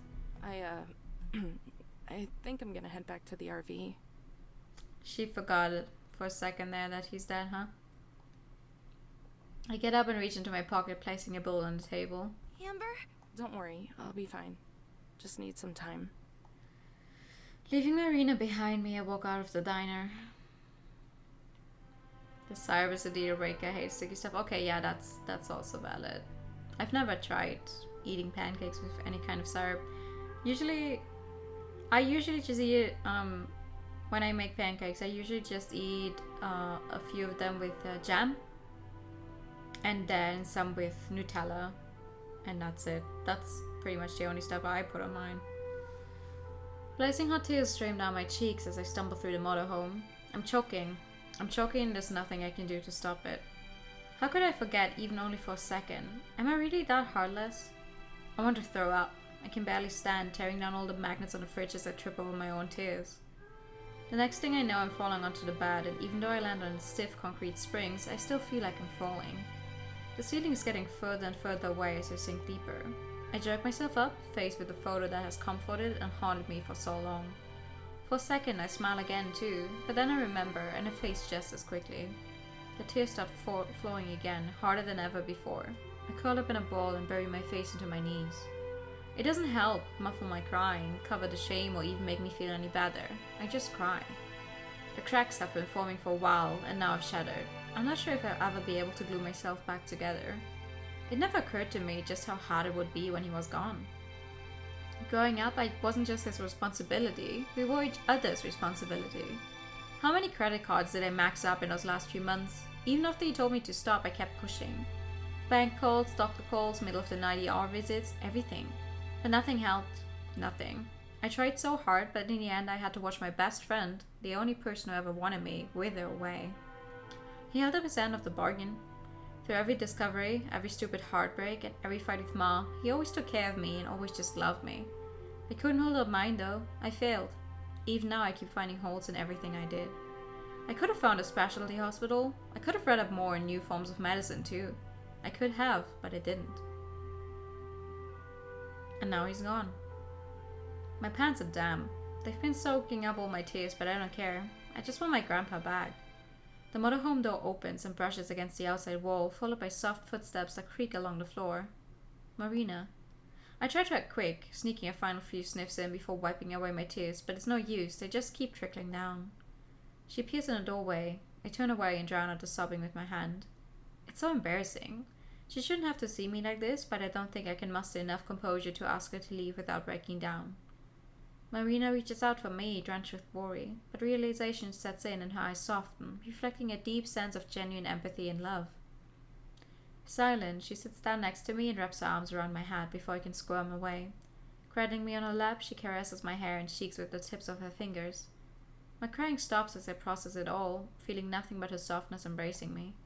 Marina begins humming, gentle and breathing. I recognize the song instantly. It's from Graham's favorite tape. She probably doesn't know the significance behind it. I've never even told her, but she remembered it. After all the times I've looped it, she remembered. The tears come back, but quieter this time. She keeps humming regardless. It's a little choppy, her voice breaking off in some places due to lack of air, but I adore it all the same. I cry and I cry and I cry, letting myself go for the first time since it happened, all while listening to her hum, hiding in my warm, safe bubble with Marina bundled tight around me. Right now, she's the most important person in the world to me. So much warmth. I don't just feel moved, I feel a resounding sense of something that's even more special than that, and I want to build on it. Turning around, I work my way up and kiss Marina's neck. The humming and caressing stops. This time I move to her collarbone. She winces back, tensing up. I pull away. For a moment I feel like crying again, this time out of a different shade of guilt, but Marina looks back at me and smiles. I step back, but she gives a short nod and cranes her neck out. Game, I don't have that patch, by the way. Be careful, right? Then with a nod of my own, I lean back in, returning to her neck. Okay, yeah, there it is. Okay. I am guessing if you have the NSFW patch installed and are not streaming the game, this is where the fun stuff would happen. The glow from the half-open skylight creeps in from above and shines down a strand of light onto the blanket. It divides the bed in two and slowly spreads across the room, casting off the morning shadows. Yeah, it's pretty obvious. My palm is warm and sweaty. Moving my fingers reveals my hand is still interlocked with Marina's. She never let go. I turn over and face her. She's still sleeping, curled on her side and laying on her arm, just so she can keep holding my hand. Soft and rhythmic, her breath brushes against my face. If I could, I'd watch her for hours. Trying not to wake her, I unchain my fingers, wiggling them until the numbness sets in and pricks away at my sleeping hand. Marina's nose wrinkles and a steady breathing stops. Swallowing, her eyes flutter open and she smiles. The day's first word slips out of her with a yawn. No!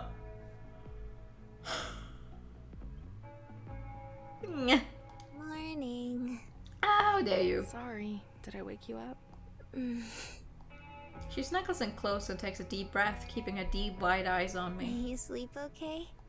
After the fire wave, Marina seemed unsure for a bit, but when I look at her now, none of that is there anymore. She's completely trusting. It's a little terrifying that I gained the trust so fast, especially since we pivoted around each other for so long. Every time, I know, I can't help it. If I see it, a word, or if someone else yawns, I have to think of it, I have to yawn. Oh god.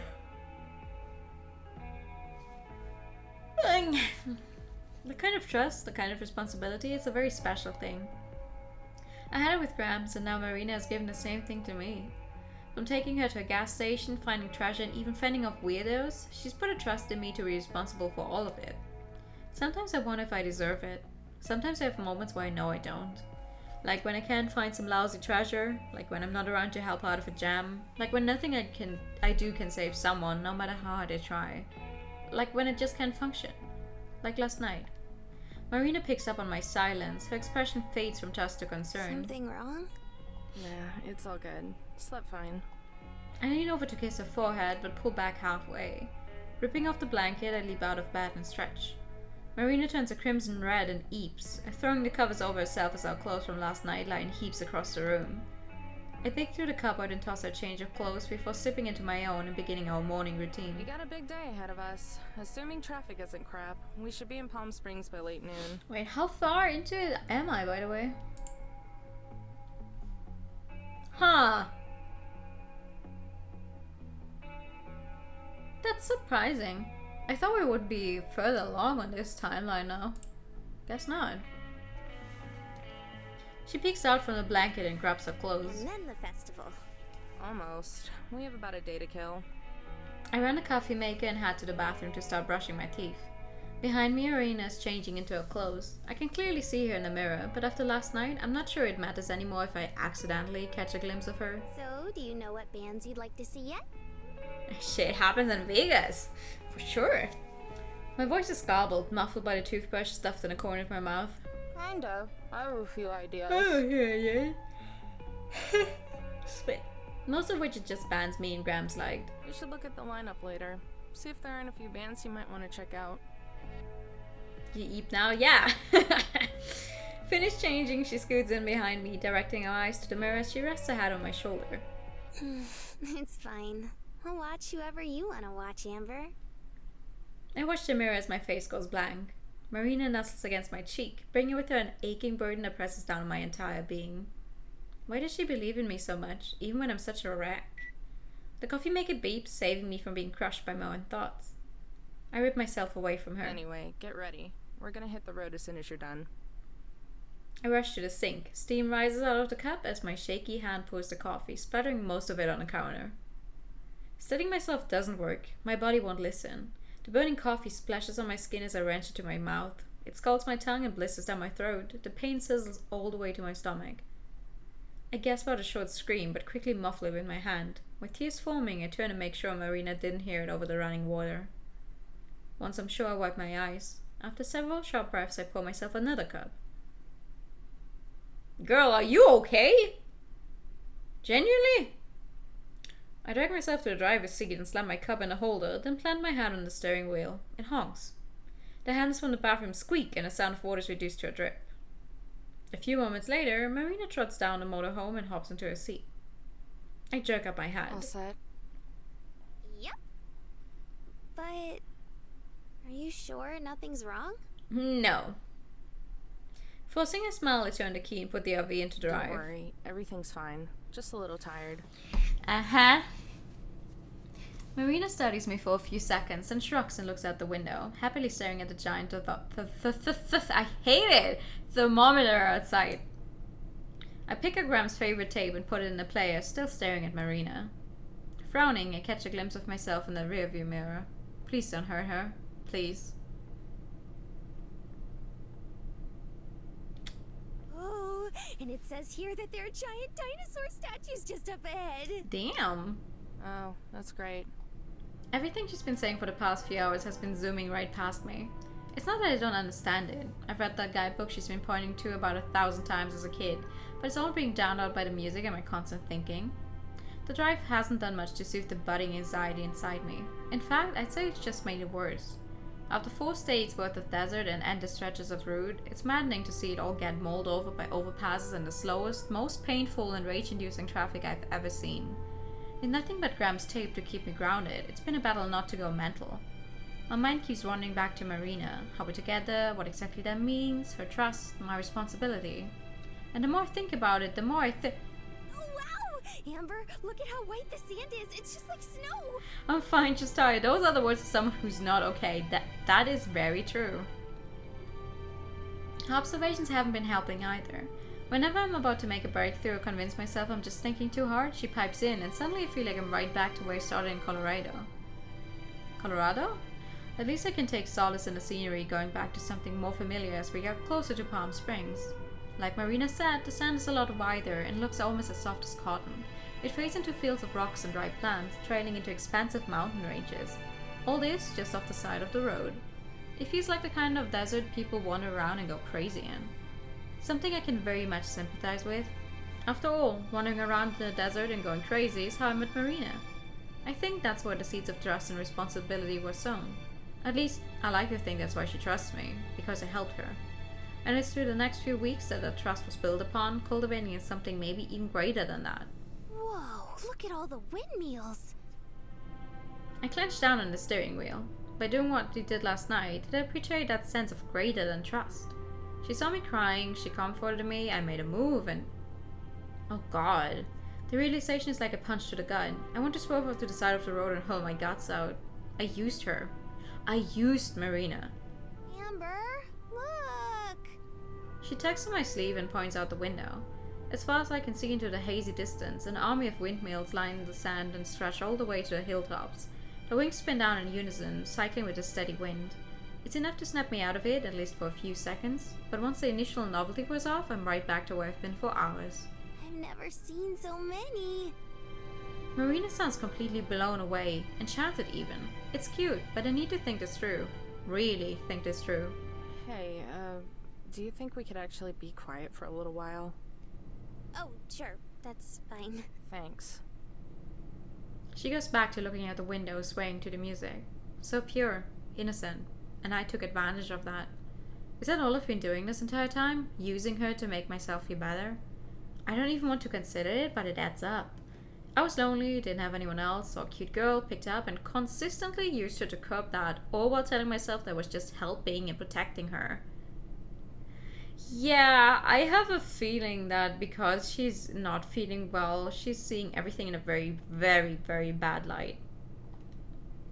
But that's my problem. It's like, they never talked about it. Like, are they like for real dating now? They act like they're dating. They're saying things like, oh yeah, in the future this, in the future that. I'm like, what exactly is your relationship right now? And then I convinced myself of more, hoping to forget about the most important person in the world to me. The tape clicks to a stop, jolting me back to reality. I eject it and flip it around, fumbling with the tape as I shove it back into the player and press play. It starts off the same as always, the same static, the same first note, everything.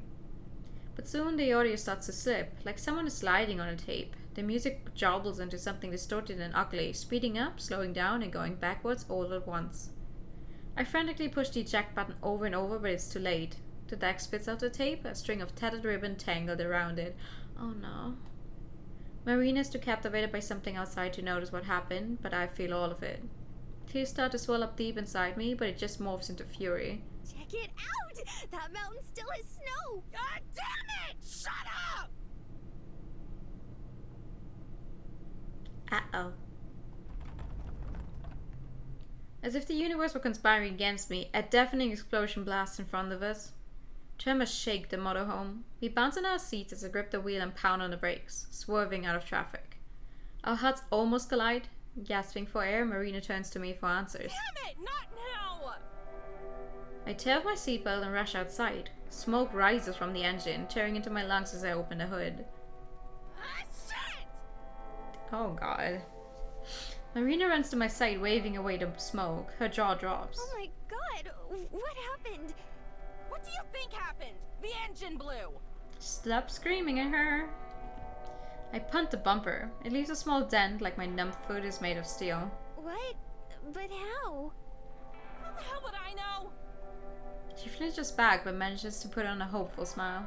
We have some tools, maybe we can fix it. Laughing, I lean in and scoff in her face. Oh, you know how to fix the engine, Marina? Don't take it out on her. No, but I thought maybe you could. Do I look like a mechanic to you? Marina wraps herself in the security of her arms and looks to the windmills, the wings casting thick, brief shadows over us. I just thought... Why did I say windmill like meal? You thought? Hey! The last time you Hey! thought, you ended up broken down on the side of the road! Amber? So maybe it would be better for the both of us if you continue not to think!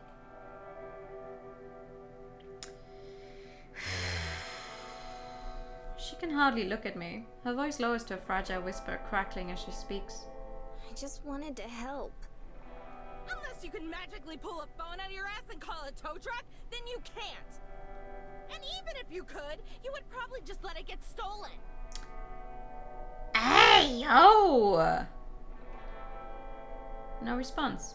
You want to make yourself useful? Go back into the RV. Marina keeps her eyes to the ground. Without saying another word, she slinks back to her seat. I sigh and space myself out in front of the motorhome, waving my hands back and forth as cars speed by, ignoring my signal. Even I can follow my own stupid advice. Yeah, alright. I understand. Thanks. Damn, son! Untangling the cord, I set the phone down and sit on the bed and sigh into my hands. Hotel sheets are surprisingly soft, a hell of a lot softer than the stiff rags I've been sleeping on lately.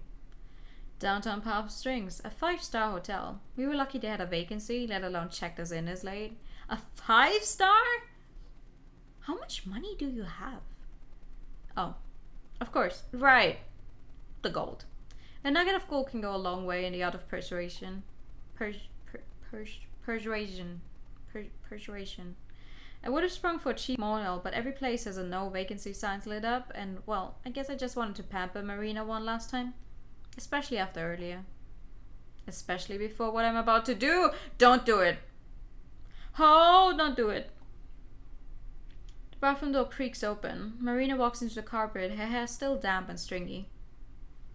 Noticing me, she stares down, avoiding eye contact. I do the same, letting the silence overtake the room until one of us is forced to say something. How was the shower? It was nice. Got hot really fast. The room goes silent again. Neither of us can look at the other, but we're both stuck, trapped until one of us can get past the awkwardness. Marina's the first to look up. Will the motorhome be okay? Yeah. They said the engine overheated. Should be able to fix it. That's good. The first words we said to each other in hours. Even after I flagged down a car and got someone to call a tow truck for us, we just sat in unbearable silence the entire ride over. But it was a silence that gave me time to reflect about how wrong I was, how wrong I've been, and what it is I really need to do. I'm sorry about yelling at you earlier. You better be. I was angry. Uh-huh. Yeah, at myself. I shouldn't have taken that out on you. I was being annoying. I should have stopped talking when you asked me to.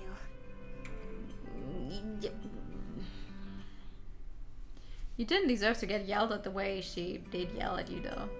Also, I'm fucking... Oh my god, hold on.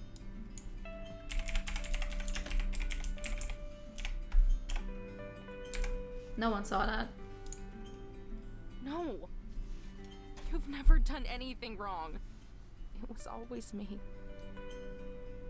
Always. Don't be so dramatic. Amber didn't communicate her feelings at all. This is all on her. This is very much on her. Yeah. She flings her arm over to her forehead and folds that onto my shoulder. Everyone gets mad sometimes. Don't beat yourself up over it. I shake my head and pull away. It's not about getting mad. It's that I didn't live up to my end of the bargain. Again. What bargain? Amber? I look at the curtains and sigh. We're not missing anything, just an ugly view of the parking lot. I just got off the phone. I bought a bus ticket home for you. One way. Bro. Huh? The cab should be here 10:30 tomorrow morning to take you to the station. Marina shakes at a stilted laugh. She's not smiling though. You're just teasing me again, right? No. I ignore her and continue. You can call your parents with the phone. I don't mind paying the extra charge. You're serious? Bug-eyed Marina freezes, the truth slowly setting in. What about the festival? The treasure? She snaps back, desperate to find some kind of rope to pull me back in. You can keep it. All of it. I don't care. Excuse me? I'll go to the festival, go home, and get a job. I'll just pay everything off that way. Right. How it should have been to begin with, when this trip was about Grams and not me. I don't care how long it takes, I owe him and Marina that much. Marina sniffles, the tears are starting to leak out, but she braces herself, trying to remain strong. And what about us? What about us? What about trust? What about it? I really wonder why Amber's trouble finding friends if she acts like this. I feel like I just ripped my heart in half. For Marina, it looks like her entire world has been nuked. It makes me want to hug her, to hush her and tell her over and over that I didn't mean it, that she can always count on me, but I can't. Why? It doesn't matter. Tell me! I said no. Why not? Because you wouldn't understand. No, you're just not willing to actually talk. Look, you'll be fine. Just keep your head down and don't talk to anybody. Stop treating me like a fucking child! She said the fuck word!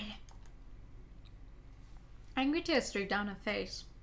Through every breathing she recoils, shocked by her own words. I didn't mean... No, keep going. She deserves it. She steps closer and strokes my cheek, turning my face to hers as I try to hide my watery eyes. Amber, please. Don't do this. I love you. Please stop. Don't make this harder. How can I understand if you don't tell me? She barely manages to speak, the tears now in free fall as she chokes out the words. Let me help. I squeeze my hand into her fist, tripping as I back away to the door. I'm sorry. Amber. Her knees buckle and she crumbles to the ground, bawling as she squeaks out another plea. Stop. I'm sorry. I throw open the door and sprint down the hallway, leaving Marina sobbing as I wipe away tears of my own. I'm sorry. You a fucking idiot, Amber.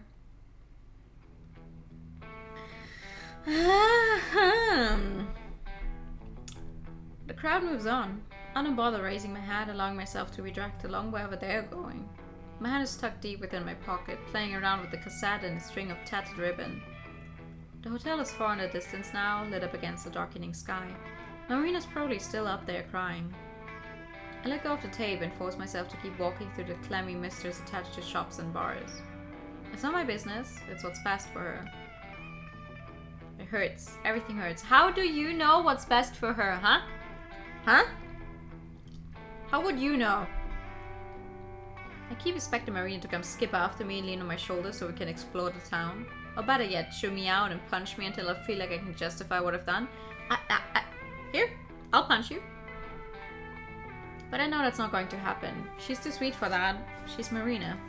And I don't want anything to ever change that. Me especially.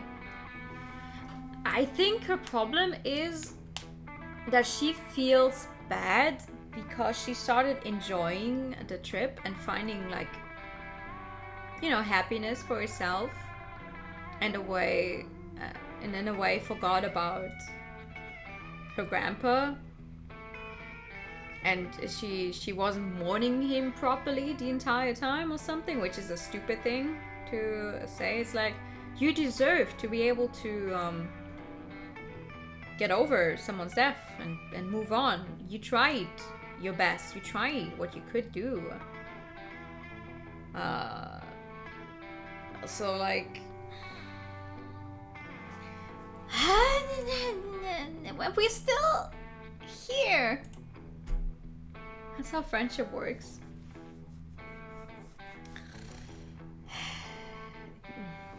I don't want anything to ever change that, me especially. I can't be trusted with something that precious and not screw it up. Not again. A shrieking laugh shatters my trance. Whipping around, I find a small building squished between a thrift store and a pawn shop. I pull off to the side and peek in, wanting nothing more than to forget about everything. It's smaller than the RV, the entire middle dedicated to 4 mismatched bars set up in a square, surrounded by cheesy island decor and streamers hanging from the ceiling, and in all, a legion of girls. Tall girls, girly girls, redheads, blonde and brunettes, all crammed inside and chatting each other up in a festival of free-flowing drinks. I get to see myself blush in real time thanks to the window. The rest of the bar probably does too. I must look like an idiot. I don't leave though. No! Amber! Sitting at the bar beneath the red and pink party lights is a slim girl with shaggy rainbow-dyed hair. She sways on a stool as she laughs with the bartender, the shape of her ass outlined in her tight jeans. I can buy her a drink, but then again, this is the place for it.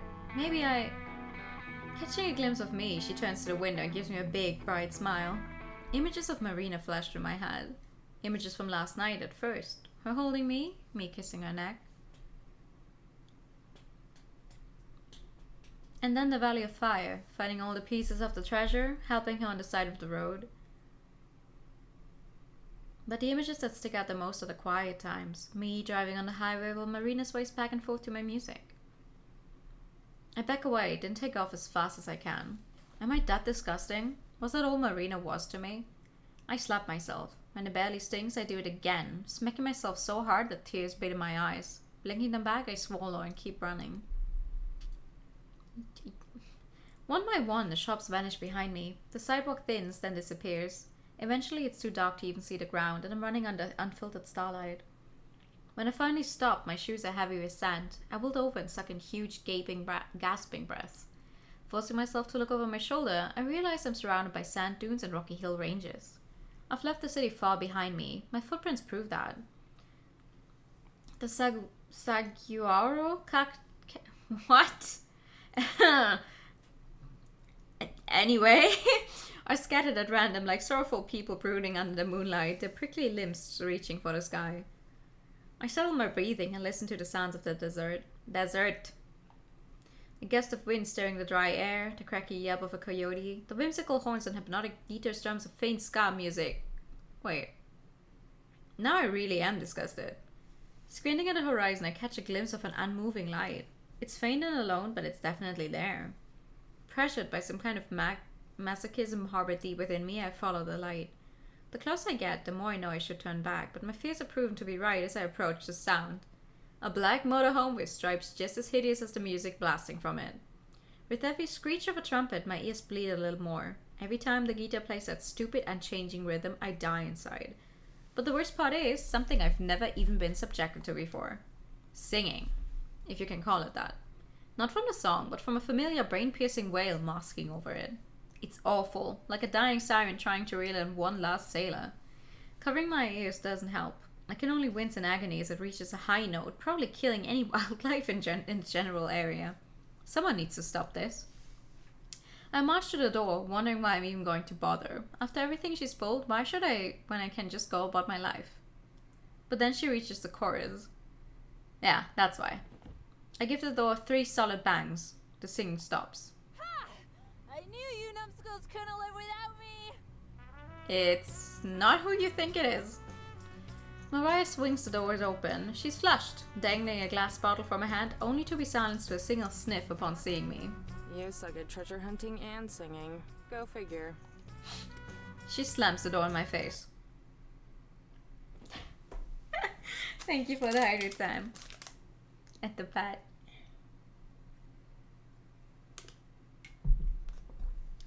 I knock again. It's too late, but she opens the door, her head cautiously peeking halfway out. You've taken everything from me.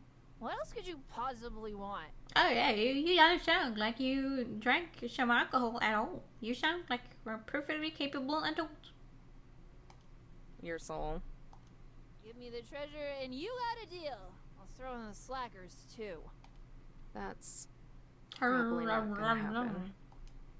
She leans out the door, nearly stumbling over as she peers from side to side. Where's your better half? Ouch. I look down. How do I even answer that? Mariah growls and limps towards her refrigerator. Come in. May as well. No one is waiting for me anymore, and yelling at Mariah is as good of a distraction as any. I climb in. My nose is instantly assaulted with the smell of rancid beer. and whiskey, and vodka. There might even be traces of a skunk. I decide to breathe through my mouth. The couch and the cot are both empty. No lackeys to feed into Mariah's illusions inside. Where are the other two? Head in the depths of her fridge, Mariah only snorts. Tess wanted to see some stupid Walk of Fame, so Joe took her. Palm Springs has a Walk of Fame? According to the squirt. She leans back out of the fridge. How old are you? 19. Why? Close enough. Drink. With the loose flow that I actually have to dive for, she tosses me a bottle. The print is in Spanish, carved into a thick glass just above the label. I try pronouncing it, but it comes out sounding depressingly American. You should be worshipping me. That's the good stuff. You are actually making a minor in that. No, well, she's not a minor, but she's not alive. You making someone underage drink, my good lady. I'm ecstatic. I think she's too far gone to notice a flatness in my voice. Even if she did, I doubt she'd care, with something resembling happiness on her face as she cradles half a dozen or so bottles to the couch. You gonna drink all that? Haven't you had enough? Go die. You stole my equipment and my treasure. I'm not letting you steal my 40 ounces to freedom. I shrug and flop down beside her. Mariah drunkenly reaches for the remote, misses it twice, then switches off the music and hurls the remote across the room. Finally, thank you. I hate ska.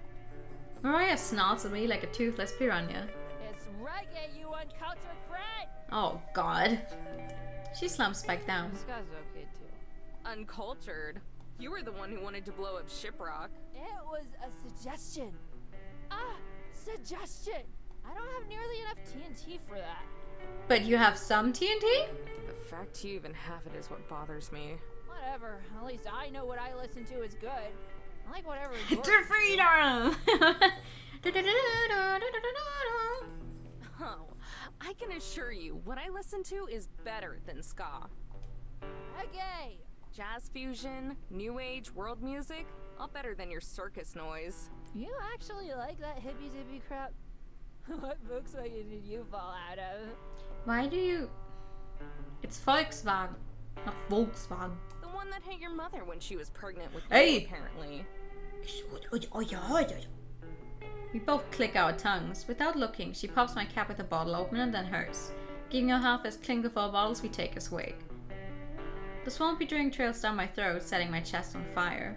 My experience with alcohol is really limited. Gramps didn't keep a lot of booze around, and when he did, it was always mead or wine. Mead? I only snuck some out a few times for special days. Gotta say, you're a lot less bearable without the ditz holding you on a leash. Shut up! She barely held a flame to the fuse, but that single word is enough to make something inside of me go off. Don't say Volkswagen around German. Don't you talk about her that way! She's a kinder, more caring person than you'll ever be! Damn. Mariah scrunches her nose like my outburst didn't make any sense to her dumb drunk face. That's not a very high bar. She's not wrong, but couldn't she have at least tried defending herself? I groan and let my blood simmer down, but not before spitting out one more shot of venom. Whatever. It's not like you're any better. You're a mess without the other two keeping you in check. First, like meat. So it's like meat, but with a softer D. Hey! Don't get any ideas. I'm the one keeping them in check. Sure you are. They'd be dead by now if it weren't for me. Sure, Mariah. I pinch the bridge of my nose and shake my head with a short laugh. Whether or not I choose to accept that Mariah exists in my reality, she's at least something familiar. Comforting probably isn't the right word for it, but she's someone to talk to. Why are you here anyway? Who even knows? Joe mentioned something about a music orgy thing. Music orgy? You mean the festival? Yeah, that. Huh. And you went along with it? I guess that makes sense. You guys are a thing, right? Are they? Building up from a bunch of snorts, Mariah burst out laughing. Me and that slacker wouldn't be a thing if the planets collided, wiped out everything, Yeah. formed a mega planet. Yeah, I didn't and think we they had were. to repopulate. Why do I get the feeling this exact scenario has been played out in her journal multiple times? Besides, there's more important things to focus on. Or at least, She looks at the drawer again, then glares at me. there were. I hide the temptation to laugh in her face and take another gulp. So nothing, huh? You grew up with someone and don't feel the tiniest thing for them? The music, though! She takes another swig, but this time gives the wall a dry, blank stare. If he's still single in 10 years, maybe I'll marry him out of pity. I bet she married a treasure in a heartbeat, though. Probably do more than just marry it. What about you and the dips? Aren't you two going to the music orgy together? No. I pretty much told her to fuck off. And she's probably crying in the hotel room alone, so I don't really deserve that, no. Her eyes narrow. I'll kill you if that's what you're using my treasure for, by the way. I don't answer, looking at my no near empty bottle instead. What? You two have a fight? Something like that. I bet it was because of the gold. No honor among thieves, I'll tell ya. No, nothing like that. It's hard to explain. Well, I don't really care, but go ahead and moan if you want. Not any different than what we usually do. I look at Mariah. She doesn't seem particularly interested in downing more beers than anything. She's a maniac. That has always been and still is abundantly clear. She probably would tear apart the entire Southwest if left unattended. Hell, maybe even the entire nation. She's no Joe. No way she could hold up an actual conversation. No way she could accidentally offer some good advice. No way she feels any sympathy. Still, I feel like I can vent to her. Not trust her. Not after all the RV chases and games of blackjack, but vent. She doesn't care, but maybe that's what makes it so appealing. I stay silent and stare at the ceiling, mulling over everything that's happened, searching for the right words. Words I couldn't even give to Marina. I said that I don't care. Not that I'm willing to wait all night so you can steal my time, too. Just give me a minute. I'm not really used to this. Taking a deep breath, I look past Mariah, unwilling to let her see my shame. The single shred of pride I have left snaps and I let all the weakness come fumbling out. I met Marina a little after my grandpa died. My chest tightens. He was my best friend. My parents didn't want me, but he did. He raised me in that motorhome. He didn't have to, but he took care of me anyway. Mariah sips at her beer, listening in silence. No smarmy remarks or deluded rambling. So, when I was a kid, I decided I was gonna take care of him too.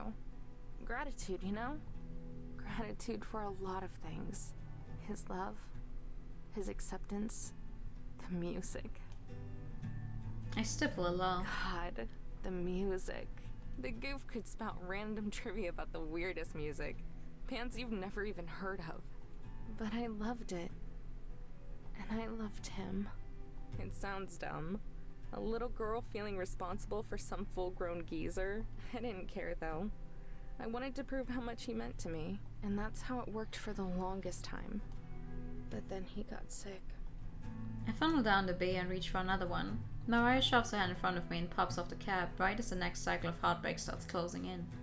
I always pack the bottle and force it down. Soapy foam rushes to the top and spills over as I pull it back. Mariah only shrugs. That festival? He was the one who bought those tickets. It was gonna be our trip. That didn't happen. I failed at my job. But I could at least take the trip for him and try to make up for it. Then I met Marina. A smile slips onto my face. Despite everything, even just saying her name makes me feel cheerful. She was really cute and needed a ride, not to mention oblivious. Maybe it was just instinct, but I wasn't gonna let someone so innocent fend for themselves in the desert. I didn't plan on sticking around for long, but when we found the first part of the treasure, I don't know. I told myself I was gonna stick with her because I had to pay off Gramps' hospital bills and funeral. But the truth is, I stuck with her because it felt like it was a second chance. I could do some good. Help and protect someone who really needed it. And the closer I got with Marina, the more I felt like she was my responsibility. But even more than that, when I was with her, My voice cracks, trembling under the weight of my words. I was happy. It was like Gramps was never even gone. Then I remembered he was, and I completely shut down. Marina tried comforting me, but I just took advantage of her.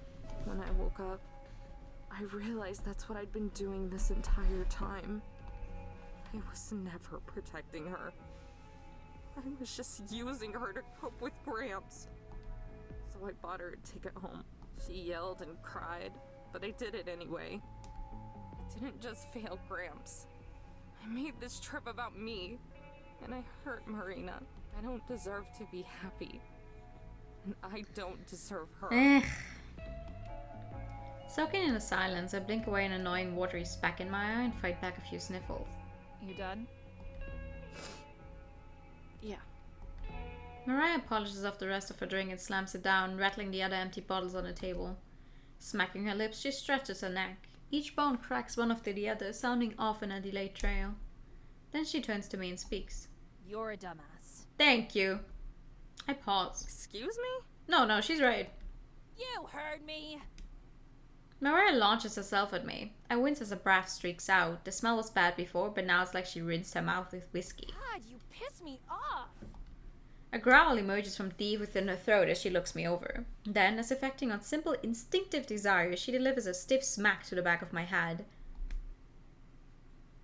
For a split second, everything is fuzzy white. The infuriating image of a snarling Mariah greets me as my vision fades back, partnered with an even more infuriating throbbing. Ow! What the hell? You deserve that. She's right about the second part at Why least. are you hitting me? Because you deserve it! Guts to your jerk ass! Shut up! I'm talking now! Mariah stumbles off the couch, gripping a table for support. Her face is darkened by several shades of red since I've gotten here. Listen here, thief! Dad is dead. Your dear old granddad ain't crying up in heaven because you decided to do some bride in the back of his RV. Her words burn right to the fiery core. I can't believe I ever thought I could count on Mariah. Where'd you even get off saying? I said shut up! Get over your snooze fest of a sob story. You got the girl and you got my treasure. But no! You can't be happy because of some stupid phony sense of obligation! And that's another thing! Her voice gets louder as her words get sloppier, slipping and sliding over each other. I couldn't get a word in even if I tried. All I can do is listen stone-faced as the lashings keep on coming. Who the hell do you think you are? What gives you the right to be some self-righteous guardian? You don't look after people because you have to prove yourself. You do it because... She stops and scratches her head. I lean in, my breath froze by anticipation as she tries to decode her own logic. Because you just do. Okay? I swear. That annoying complex of yours is gonna smother you and everyone else. Mariah grabs another bottle and swings it straight down on the sharp corner of the table. The cap somersaults through the air. By the time it lands, she's already chucked most of it.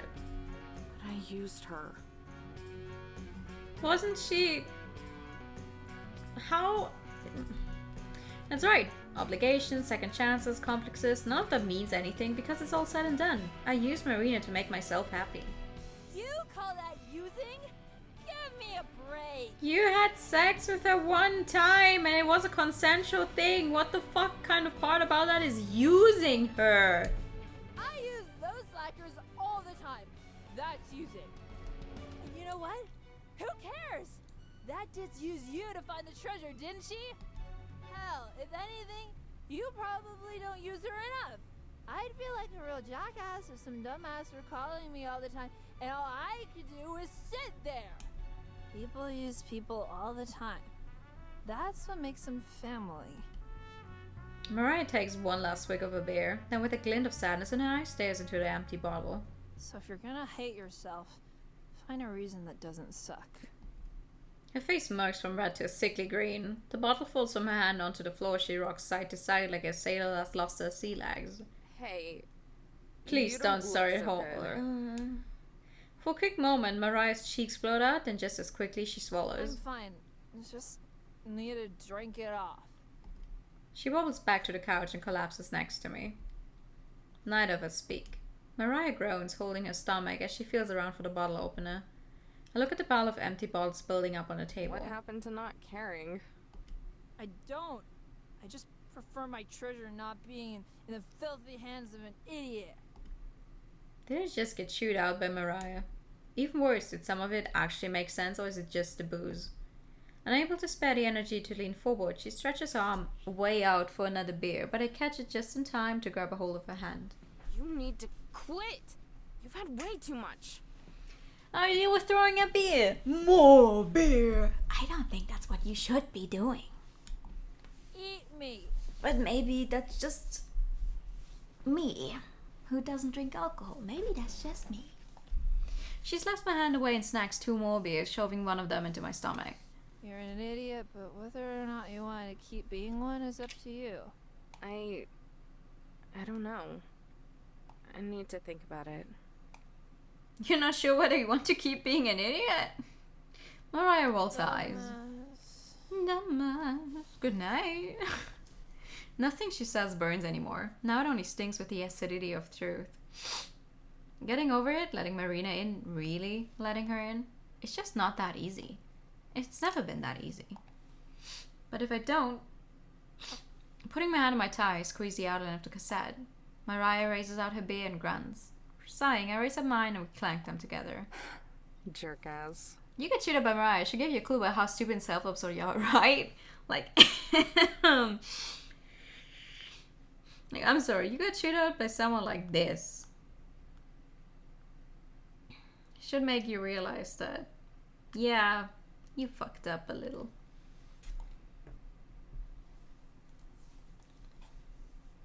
Alright. Massaging the drunk away, I notice my head as it pounds in rhythm with my heartbeat. The table has become a stockpile of empty promises and broken dreams, foundation beneath even emptier bottles. Mariah is still at my side, slumped over and passed out. She might be a super heavyweight, but I decided to stick around and keep an eye on her. Soon, Joey and Tess will be back and they can take care of the rest. Wait, Joe, not Joey. I watch the slight movements of her chest as she breathes in and out.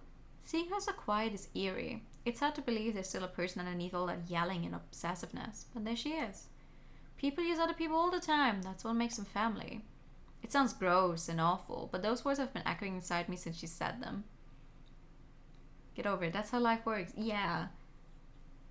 I get it, it's not been a very long time since he died, but you deserve good things in your life. The people in your life that you were close to when they die, they don't want you to keep being miserable. You're allowed to have fun. I used Marina to cope. There's no denying that. But Mariah said that Marina used me to find the treasure. If that's true, then why don't I feel used? Why did I always feel genuinely wanted by her? She relied on me. Is that using? That's all I ever wanted her to feel like she could do. Her trust was the most important thing to me. But no matter how much I wanted it, I knew I didn't deserve it. Because I felt like I was betraying Grams and would just drag her down with me. What about her though? Marina was furious when I left, but she wanted to understand. She wanted to help.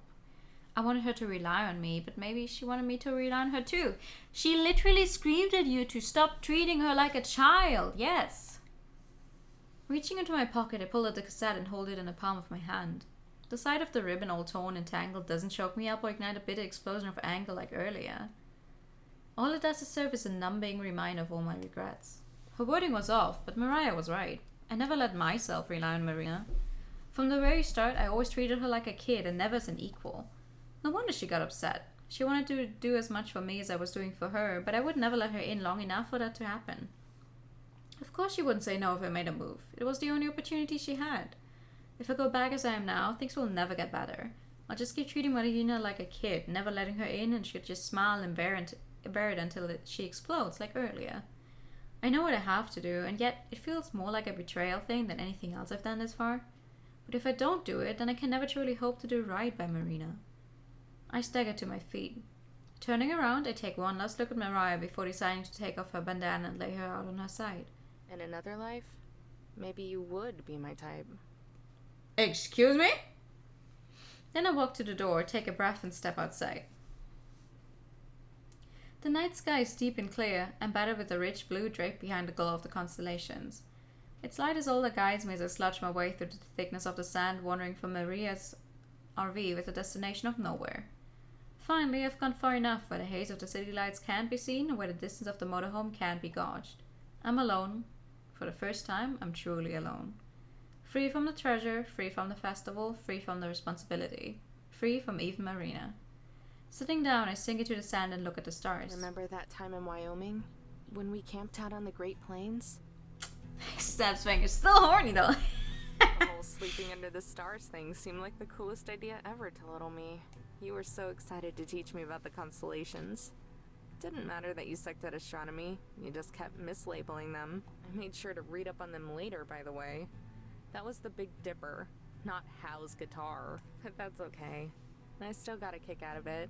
Besides, that's not the type of thing I expected to learn from you anyway. What I really remember from that trip was the s'mores. Pretty sure you only liked them burned because you were so old. Really stuck with me though. Can't have s'mores any other way now. I think I may have converted someone else to the burn side too. She has a huge sweet tooth though, so I shouldn't be too surprised. Still, it made me really happy when she said she liked it. I stand down and pat the cassette, feeling my thumbs over its holes and brown blotches and stains. I think you'd like her a lot. She's a sweetheart. Always cheery and nice, even when she really shouldn't. Don't know how she does it, but she can somehow deal with me and my moods. This is her first time ever leaving home, and it shows. I worry about her a lot. Kinda like how I worried about you.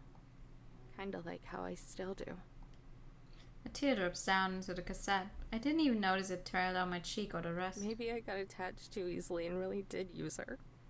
But I don't want to leave. I love her so much, and I want to prove I'm worth loving too.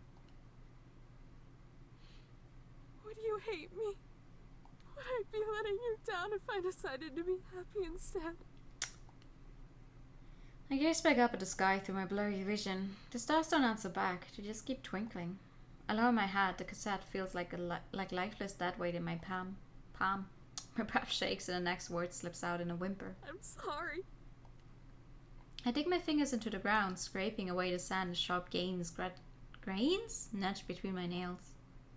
A shallow hole forms, a pile of dirt laying next to it. I can barely stomach looking at the cassette as I lay it down in its grave. I cleanse away as I slide the dirt back over the hole. For last time, woman! No! When I look back, a corner of it still sticks out, only partially buried. It's reaching out, grasping for me. I cover my eyes and pinch away the tears. It's still there. It will always be there. But now I don't have to acknowledge it. I'm sorry. I'm sorry.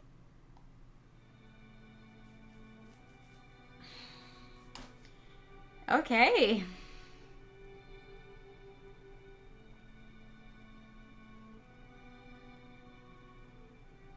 So what now?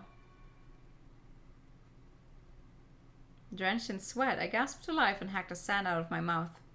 Memories from the night before start flooding back as I choke down a lump in my throat. That is the desert, the tape, the stars. Marina!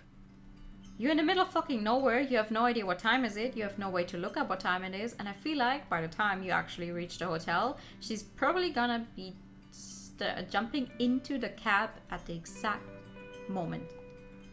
My head snaps to the sky. The sun is already a quarter of a way done with its cycle. Soon, if it already hasn't, the taxi will pick up Marina and I'll never see her again. All because I couldn't let myself trust Marina. Damn it! Wouldn't that make for a fun ending? It's like, yeah, no, you fucked up. She's gone. Bye! I slam my fist down, kicking up a pitiful plume of sand. Even if I ran, I'd never be able to make it in time. If only I had the motorhome. Wait. There's a chance they still might be camped out nearby. Wiping the tears from my eyes, I spring to my feet and sprint in the direction of the motorhome, leaving the half-buried cassette behind me. Please still be there, please still be there. Sure enough, it's right where it was last night. I run up and pound on the door, knocking hard and loud until someone answers. You fucked up! The end. Looking up with wide eyes, Tess opens the door and stares at me. Is Mariah here? Amber? Joe slings off the couch and joins Tess at the door. Sheesh, you're a wreck. Everything okay? Can you guys drive me somewhere real quick? Quick, the time! Huh? The time! What time is it? He looks to the invisible watch on his wrist and switches between all the walls before Taz digs around in his shorts and hands him a chain pocket watch. 10 o'clock, apparently. Uh-oh. He turns to Taz. When did you start carrying this around? Why the hell is it so freaking loud? The bottle comes rolling towards Joe, but he ducks at the last second, letting it shatter across the wall. Oh yeah, she smashed the last one. 15 minutes. There's still time. 15? I thought it was to come pick... Oh, wait, no, the bus comes at 10:30. Whoa, slow down a sec. Time for what? I know this is short notice, but I need a ride. A ride? Now? I said shut the hell up! Another bottle comes flying towards him, but this time Tess hops and snatches it out of the air. He looks across the room, then back to me. Now's probably not the best time. Sis's hangovers are lethal. That's how unfold. No! We need to leave now! Do you not remember what I said I'd do with the jumper cables the next time you... Nursing her forward and lifting up another bottle, Mariah stumps over, only to freeze once she sees me. Mariah, I need a ride. Please. You were right. I made a big mistake, and if I'm not back at our hotel in 15, I'll never see Marina again. The motorhome falls silent, all eyes on Mariah. Her face is blank, unreadable compared to all the crazy-looking scowls she usually wears. Finally, she speaks. All right, let her in. Oh! I'm really sorry, but you know how she... Wait. For real? Mariah closes her eyes and takes a deep, long breath. Before I change my mind... Joe and Tess showed each other surprised glances, then shrug. Well, what do you know? Miracles actually do happen. The desert heat has thawed her icy heart. Yeah, just shut up and get ready. I hop in, the other two scurry around and batten down the hatches, strapping shut all the cupboards and shelves. Grabbing her bandana, Mariah ties it around her head while I shuffle around and try to spit out a thank you. So, I should probably... We're all set. I'll take the wheel. Joey rushes past her with the keys, but Mariah trips him and snacks them from his hand. No way! You drive like an old man. I'll drive. You're hangover as fuck. No, I drive like a normal person. You just happen to drive like a maniac. Besides, you're hungover. It'll be fine. Come on. They both dart over to the front seats and ARV roast alive. Tess, hair of the dog. Tess nods and runs to the fridge, grabbing a bottle that looks a lot like the ones from last night, except this one has a picture of the devil on it. She tosses it over to her sister, who showcases the same catching talent as her. Yeah, that's what I'm talking about. Slamming the bottle in the cup holder, Mariah sticks her head out the window and backs up the motorhome. Joey shakes his head, replacing the devil's brew with a nearby water bottle while she isn't looking. You're going to need to hang on tight, by the way. Let's fucking go, baby. Huh? Why? She drives like a maniac. My question is immediately answered as I'm flung against the couch. Tess' small frame crashes into me. It doesn't hurt as much if you relax your muscles. The OV speeds forward, the license plate wind chime dings in chaotic disunion as the bottles and cans roll across the floor, clanging together whenever they meet. Even the table is seesawing back and forth. I look out the window. Mariah flies into the road, cutting off an entire lane of cars. The OV hits... the OV hits the ground and bounces. I managed to keep my head from bashing the car above me, but Tess lets herself get tossed around, rolling across the floor with the trash. So where exactly am I going? The hotel downtown. You'd have to be stupid to miss it. Remember who you're talking to here. Hotel? You didn't spend any of my treasure on that, did you? Mariah glares back at me, oblivious to everything on the other side of the windshield. I might have used a nugget to bribe the manager. What? I'll kill you! Yeah, if you don't look at the street, you might, well, kill us all. Save the cat fight for later. There are more important things to focus on right now, like the road. The road will always be there, Joe. My treasure won't.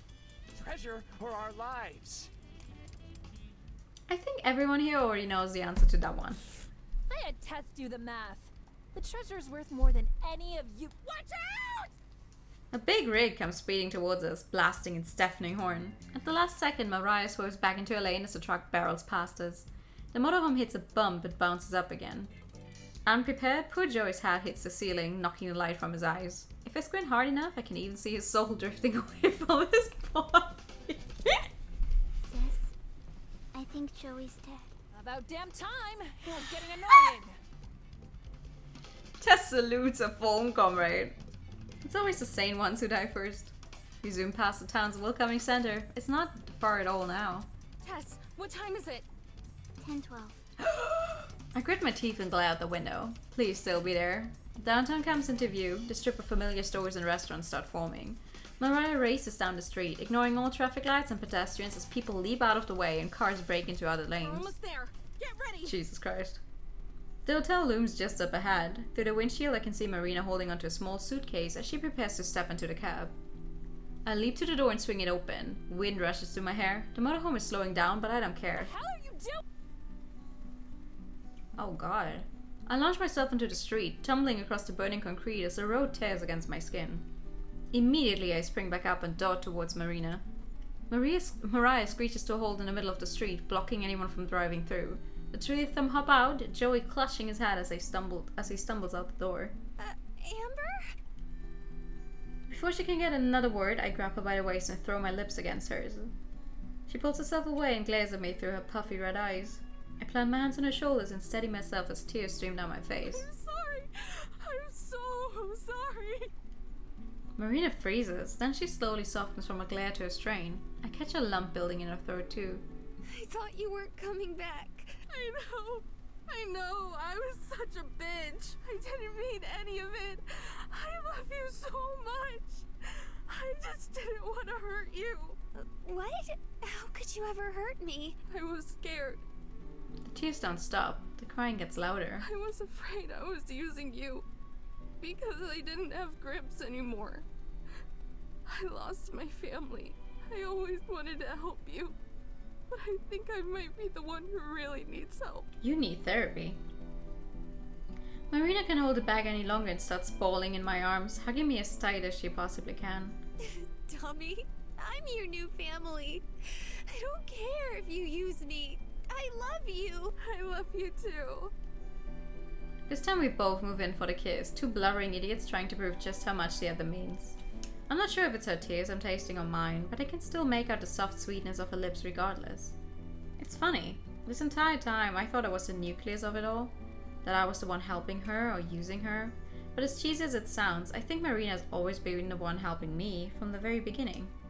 Through the kissing I catch a glimpse of the trio, Joey covering Tess's eyes as he slips Mariah a bill. We manage to compose ourselves enough to pull each other away, but we never let go of the other's hand. Rolling her eyes, Mariah unties her bandana and tosses it to me. You both look disgusting. Here. Thanks. I wipe away as many of my tears as I can before passing it to Marina, who blows into it like a trumpet. She sniffs, her nose red and tears are still leaking out, then hands the drenched glove back to Mariah, who gives it to Joe. He cringes as he dangles it from his fingers. Hi, guys. Hi! Hi. Thanks, you three. I mean it. Especially you, Mariah. For a moment, Mariah lowers her guard and almost smirks, then remembers it's just not her style. Whatever. That doesn't make us cool or anything. I still despise you. Yeah, that's fair. It's true. Yeah, she hates your guts. Wouldn't have it any other way. Marina giggles and I bring her in closer, then suddenly I remember something. Oh, I bend over and dig through Marina's suitcase, bringing out a single gold nugget and passing it to Mariah. figured yours was getting lonely. Mariah stares at her hands, the other two gathering around her. How about that? You ended up getting the treasure after all, Mariah. It seems bigger than the one we have. Finally defeated, Mariah looks up and sighs. I guess we can probably pawn it off somewhere. She walks back to her motorhome, waving along the other two. Come on, let's go. Well, see you two ladies down the road. God, I hope not. Tess looks back and forth, then scurries over to Marina and gives a quick hug around her waist before following the other two. Aww. And with that, they speed off, leaving a trail of property damage behind them as they beep the loudest horn into the distance. Marina and I left alone, the cab long gone. Between small spurts of laughter, we thump away each other's tears, just happy to be together again. Hey, let's go pick up the motorhome. Mm-hmm. Yeah, She sniffs one last time. I'd like that. Fading light from the sunset wakes me up. After reuniting, the first thing Marina and I did was take a nap. We slept in the same bed, both of us too tired to do anything more than gaze into each other's eyes as we drifted off. Now, hours later, we're still in the same spot. One of Marina's hands clings to my shirt while she's pressed up against my side. Her breath, shallow and steady, is warm against my neck. I feel like I could stay here all day, or for a week, a year, whatever, just enjoying this closeness. Marina sighs in her sleep, shifting a little but not moving too far away. I watch her, a small smile dancing on my lips. The taxi driver's used to the romantics, it seems. Well, I mean, he got paid in advance, probably, no? So, no way we're gonna be able to sleep tonight after taking naps this late. We can probably head out and get to the festival site a bit early. Beat the lines to get in, maybe end up closer to the stage. I'll see how she feels when she gets up. Gently, I extract myself from her grip and climb out of the bed. To kill some time, I wandered to the back to take stock of our supplies. We're running low on bottled water and could use some more snacks. The healthy kind, not the Marina selected tooth-rotting kind. Also, we need to stop by a laundromat sometime too. Hell, we should probably go to a clothing store and pick up a few more change of clothes for Marina, since we're gonna be sticking together and all. That thought makes me smile. So happy that I could stop even if I wanted to. Good evening, TK. Hello. I don't have to be lonely anymore. I can make these plans for two. When I walk back by the bed, still being careful not to disturb Marina, I notice something weird. It's gotten brighter outside. No way. It dawns on me, quite literally. We didn't just sleep through the day. We slept all the way through the night and into the next morning. Marina! I shout her name as I lunge across the bed to shake her shoulder. Despite my frenzy, she opens her eyes lazily. Amber? What's wrong? We slept way too late. We've got to get going fast. The festival's starting in just a few hours. My god. Marina pats my head like I'm a naive kid. Amber, it's okay. It's not until tomorrow. It is tomorrow. We slept all night. Now her eyes get a bit bigger, and right in time the sunlight falls across her face. Huh? Yeah. I move back, letting her sit up. We've got to go, or we'll be standing in line all day. She smooshes her fist into her eyes and rolls out of bed. I'm up. Yeah, the zero music. Can you make some coffee, please? No prob. Gonna get ready. I nod. Marina zombie shuffles off to the bathroom to brush her teeth and fix her hair. I set about preparing. Soon, the warm smell of brewing coffee fills the air, as does the sound of running water. Both Marina and the coffee finish around the same time. Marina skips over to where I am and leans onto my shoulder while I wrap an arm around her. Sorry, I shouldn't hold us up, huh? Nah, this is okay. Just for a moment. Then I pull away and grab a pair of mugs, passing one to Marina. I fill mine up with steaming black coffee, then hand her the cream and sugar. And that's the reason why you never moved out without a clock of some kind. Yeah, for sure. Marina shakes her head. I'll try it how you drink it. Ooh, don't do that. Eyebrows raised, I pour her a cup. You sure? It's a super acquired taste. Marina takes a sip and scrunches up her face in disgust. It's good. Uh-huh. Uh-huh. No, really? She chokes on her next sip. You don't have to drink it black just because I do, you know. You said it's an acquired taste, though, right? So I want to acquire that taste. Maybe you shouldn't go from not drinking coffee to drinking it black immediately. Maybe you should just start with like sweetened coffee and then slowly turn down how much you sweeten it. Right. By the time I finish my first cup, she's only had a quarter of hers. She gets halfway through before she gives up and dumps in some sugar. I'll acquire it later. Of course. While she preps her coffee, I go over to the cabinet where we stashed the gold. Aside from those, there's one other small, brightly decorated box. I take it out and set it on the counter. Marina instantly hops over. Ooh, what's that? Inside are 2 wristbands made of soft fabric. They are entrance passes to the festival. I pass one to Marina. Hers. Gramps. The tenderness with which she takes it reminds me of when she first held the gold. Like if it fell, it would break. Make sure you don't lose it, or you'll have to wait in the RV while I go watch. You wouldn't. I think about it for a second. Then I answer truthfully. Okay, you're right. But still. There's a little tag that hangs off the wristband and Marina pulls to tighten it. Then she leans over and kisses my cheek. I won't. I slide mine on and tighten it as well, putting the box back in its safe spot. There's a lump in my throat over how it was always supposed to be me and Grams who went. Marina touches my hand and she smiles. I smile back. This is just as good though. I swallow my sadness before it can take over and lead the way up to the front of the You RV. ready? Hell yeah! Let's get this show on the road then. The motorhome grumbles as I turn the key, but the engine catches. I wait a second to see if it's going to die, but it doesn't. Though the whole thing shakes a little more than I'm used to. Slowly, I navigate out of the parking lot and back onto the main streets. It may be early, but there are lots of people out and about. Traffic is thick, with a lot of the people probably going to the festival. See, this is why I wanted to leave early. It's normally only a half-hour drive, but this is crazy. Think we're all going to the same place? Yes. Maybe. At least a few. Marina laughs. What? I just think it's kind of funny that this has happened the whole time. With the treasure and stuff. Everywhere we go. Traffic jam after traffic jam. Yeah. Yeah, you're right. Should be better after this, though. Yeah, it will be. We creep along until we reach a totaled car. Doesn't look like anyone was hurt, but it's the reason traffic is so slow. Once we get past, I can finally openly accelerate.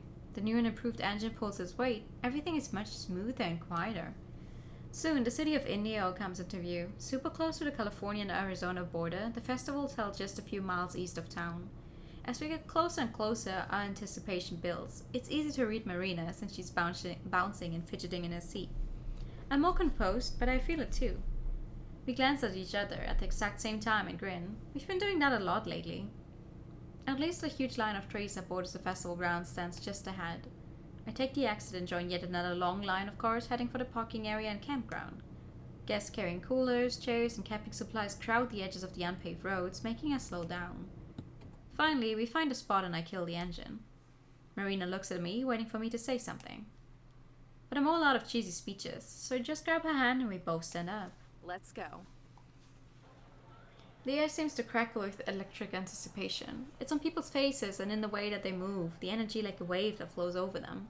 We all share a feeling of excitement and of unity. Every single person here has been waiting for months for this day to arrive. And it's finally here. High tents and portable stages dominate the space around us. Between those and the trees and most of all the noise, you'd never guess that there's a city and highway just a couple miles away. Drum beats and muted chords float by as musicians do a few last-minute sound checks. They're barely audible over the sound of thousands of chattering voices. Folks of all different shapes, sizes, and colors mill around us. It's like social boundaries have been eroded. I think that's a sentiment Gramps would like. Idly, I use my thumb to trace a heart into Marina's palm. She squeezes back, probably unaware of what the shape was, but understanding all the same.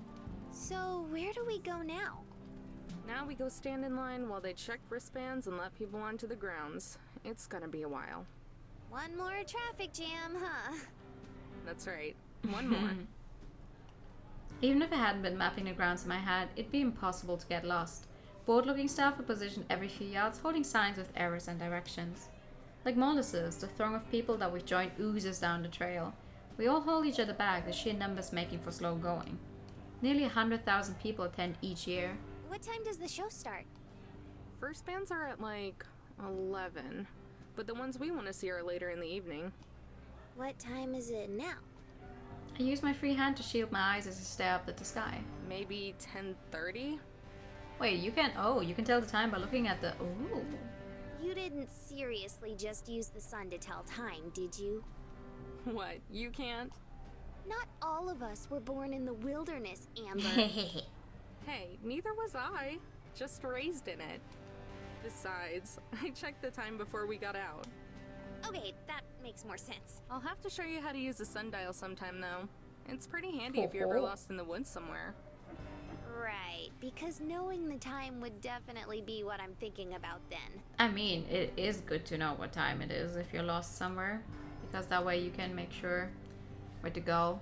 You know the Irish word lasses? It's pronounced like that, mollusks? No, I don't know the Irish word lasses. You should be. You'll want to know how long before it gets dark and cold so you can find shelter. I'll just ask you to do that. What if I'm not with you? Why wouldn't you be? I kiss her right then and there. After the past few days, I was a little worried that things would be awkward. Silences and trailing off sentences. But no, it's like we never fought, never argued. Like I never blew up at her. Knew her, how dare you? That might be my favorite thing about Marina. There's a growing list of those. She really thinks I can do no wrong. I don't know what I did to deserve her, or even if I do, but I'm pretty dang happy with how it all turned out. The line speeds up once we actually hit the festival entrance and rush to the gate. A pair of attendants pat us down. Since we're not carrying any drugs or weapons, we're waved on through. Passing underneath a broad opening display, we've officially arrived. Marina spins towards me, bouncing on her heels. We made it! Hell yeah, we did.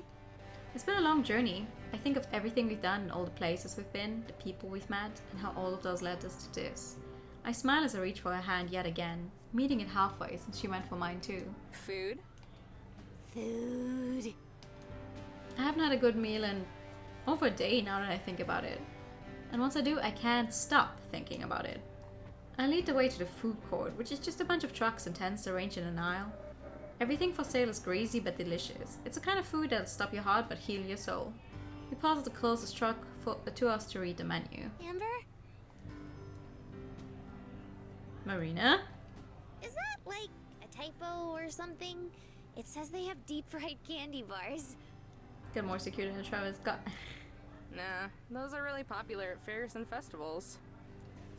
She gives me that I know you're making this up look that she's perfected. Yeah, right. No, they do have deep fried candy bars. I don't know what that would taste like though. No, I'm actually dead serious. Candy bars, pickles, snack cakes. You can get almost anything deep fried at places like this. It's like they're already deep frying a bunch of other stuff. Just throw everything you got in there. It's fine. Ever had one? No way. That's too much, even for me. The thought alone makes me kind of queasy. So much grease. Order up. Tastes like America. To highlight my point, the guy running the fryer pulls out a crispy looking blob. It's impossible to tell what it is because of the batter. After wiping off some of the oil, which doesn't seem to change much, he wraps it in wax paper and hands it to the person waiting by the window. Just chuck it in there, yeah, right? He bites into it with a look of pleasure, though I still can't tell what he's eating. Want something? Vaguely green, Marina shakes her head. Yes. Not much farther down the line, we find a regular pizza stand and order a couple of slices. We stand a little out of the way while we eat, trying to keep the toppings from all sliding onto our rapidly deteriorating plates. When we're done, I drag a napkin across my face. It comes away orange with grease. Missed a spot. She leans over and wipes dry a spot above my upper lip, then kisses it. Wait. Show me where again. Ayo! I'm so sorry, I'm losing my headphones. This time she doesn't dab before leaning in to kiss me. I can taste the pizza on her breath, or maybe it's mine. When we part again, we're both smiling. You should check the sun. What time is it? I make a big show of looking up at the sky, then back down, and pretend to think hard. I'd say it's time for us to get a watch. That is literally a joke that my dad makes. His dad probably said it, and it was probably old then. No, just no. It is probably time for you guys to get a watch, though. Ouch, tough crowd. I'm hurt. Really, though. It's probably a little bit past noon. We've still got a long time. Wanna go check out some of the other bands? Yeah, sure. I pull out the schedule that we got by the entrance and pass it to her. I don't really know any of these groups. Let me know if there's someone you want to see. Marina skims over the list of names before she squeals. Oh my god, yes! Them! I want to see them! Ooh. She points at someone who's about to set up on the main stage. Alright, that should be this way. Literally bouncing with excitement, I lead her through the crowds. That was a sick response to a dead show. What kind of music? Good evening! I have to shout now because the music is much louder over here. Marina presses close to me to respond. They're rappers. 2 of them. Their new album got super popular. And like, they're even doing this version of it where all of the instruments are cats. That sounds wild. Right. I'm not really into rap, but whatever. It's not like we've got anywhere else to be yet. And I'm pretty sure Marina still isn't super into weird old people jam bands. We get to the stage right as the set ends. Because there are a lot of people leaving, it's a bit like swimming upstream, but we managed to make it close to the stage. How are you liking it so far? Which part? All of it. It's kind of crazy, but it's fun. I like seeing all the different people. Yeah, you get all types. Bass booms from a speaker close to us. It's just playing a pre-recorded medley, but Marina sings along to a few of the songs. A little while later, the 2 rappers come out on stage and everyone cheers. I turn around, surprised at how big the crowd's gotten again. When I look back at Marina, she's not paying any attention to me, just grinning up at the stage. 40 minutes later, the pair leaves the stage to thunderous applause and cheers. Even I clapped for them. They were pretty good. How'd you like it? They were so good. So good. Like, whoa. If I'd known they were playing today, I'd have been even more excited for this. They're one of my favorite bands in the world. Did you just not look at the lineup or something? I guess not. I kind of thought all of the bands would be like what you listen to. I mean, that's nice. Imagine going to a festival and you randomly get to see your favorite band. You didn't even know they were coming there. That's cool. Hey, you guys have this game from a bundle. Ah, yeah. It is really well written. I like it. It's the second game I've played from the group that made it. I like their stuff. I don't think they could I sell can out a recommend festival it. like that. We're pretty Not for far this along many in the story, people, at though. least. But it's fine. I like getting to hear new stuff too. That's how we spent the next few hours, going from stage to watch bands I've never heard of. Sometimes they're groups Marina likes, and sometimes they just have a weird name. Around the time the sun starts to go down, we head back to the east stage where we'll see our last show of the day. Marina's in the lead this time. We've gone between stages so many times that we have a good feel for how to get around. We find a spot on a little grassy slope and sit down. Are you sure? Won't it be hard to see? Nah, we've got a good view from here. And it seems like it'll be a small crowd. Of course, small still means thousands of people here. It's just small compared to some of the other acts. Marina bumps my shoulder. Excited? Bit of an understatement. Up on stage, there are banners and a giant cloth backdrop that hang from a bar. They're decorated with the familiar black logo that I could draw in my sleep. The breeze causes it to shake and sway like it's as excited as I am. We're pretty severe outliers when it comes to the average age of this crowd. Rows of people in front of us are represented by a smattering of bald spots and bandanas. I'm about to make a joke of it to Marina when the band comes on stage and any words are lost in a deafening roar of applause. Besides me, Marina's voice joins the thousands whooping and yelling. Usually I'm way too self-conscious for this sort of thing, but what the hell, I cheer too. With just a wave and not a word of introduction, they launched into the first song. It was the opening track on a second album, back from before I was born. They've been playing this one longer than I've been alive. It's a great song though. They're all great songs. The whole set is magical. They go from one song to another without stopping in between. If you didn't know the music, you'd probably think it was all just one super long track. Even though it spans a few decades worth of albums, everything flows seamlessly, like it was meant to be heard this way. At some point I close my eyes, though I don't notice myself doing it. I'm lost, but in a good way, with Marina beside me, gently swaying. There's not a single sad thought in my head. For 40 minutes, everything in the world seems right. I marvel at the odds, that my life could turn around entirely in such a short amount of time. Countless cups of coffee in gas station snack bags, 3 boxes of gold, 5 states, 3 weeks of dusty desert roads. That's what it took to get us here. All that and one faulty fuel gauge. I open my eyes and look at Marina. To my surprise, she's looking right back at me. She scoots a little bit closer and leans against me, her head on my shoulder. I put my head on hers and together we rock in time to the music. Then it stops. Everyone cheers again. And the frontman holds up a finger. It's the first break there's been in the whole set. One more song. Ooh! Then he plays those guitar strums I'd come to know so well. The ones that I was both dreading and looking forward to the most. It's the most familiar to the world to me, and of course it's a swan song. Gramps and my favorite. I can feel Marina's worried gaze, wondering like always if I'm about to break down and cry. But this time I meet her look, and I smile as I press my lips against hers. I'm with the girl I love, seeing my favorite band live as they perform my favorite song. What's not to smile about? Somewhere I hope that Gramps is smiling too. If there's an afterlife, I hope they get free tickets to the festival. A single bittersweet tear leaks out of my eye, rolling down my face and onto our lips. I picture Gramps here beside me, not replacing Marina but with us. I know he would have liked her. And as the song comes to an end, I mouth just one word. Bye. Aww. And then it's over. I feel something change. Not a physical motion, but an emotional one. Something new. Something deep inside me feels right.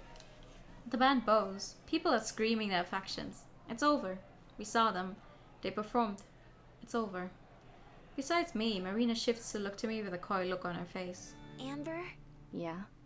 I think I know what I want to do with the treasure now. Oh! We both lean in, for once knowing exactly what the other was thinking. I think I do too. So where to next?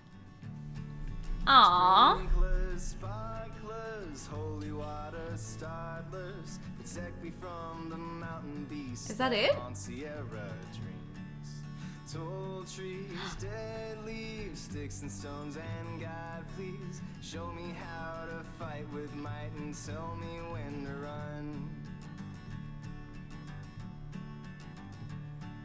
Strangers, dangers, lightsaber wielding rangers. Smile when I step in line, don't mind when Thank you for the pat and the every time. run down mountain town where folks know I'm not from around. Help me keep my sanity when I've been on my own. My cry unto the holy land, no, keep me dry. We finished pretty much on time, yeah. Take my hand, hope I don't die before I wake. The earth's my heaven, the great escape. Concrete main street, city. I still don't think the blue and the green match, but Don't stay too whatever. long and keep it in my head. Few seen, far few between, that country land and mystery. Make sure I always stay too long and keep it in the heart. My cry unto the holy Marina 18 plus. keep me dry and take my hand. Hope I don't die before I wake. The Oh, a Russian translation. heaven, the great A escape. Chinese translation.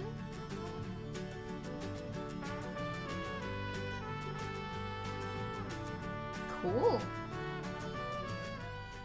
It's a good thing we were able to get tickets from that scalper. I was almost worried.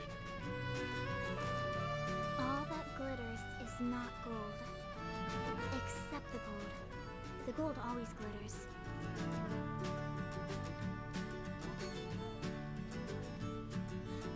No, I've been hearing talk about a government caravan that disappeared somewhere in Texas. It's apparently transporting a ton of cash. It's the weirdest thing, though. No one can seem to find it. What? And you're only telling me this now? You really are a slacker, aren't you? I'm doing. Come on, bozos. We've got some serious work to do. I mean, Every second counts. that's fair. You know, regular voice acting and doing a sex scene can be is different stuff. And the friends and good times. Remind me why I'm doing what I'm doing. Amen. Huh? That was such a nice song. That's it. That's it. What do I have in the extras?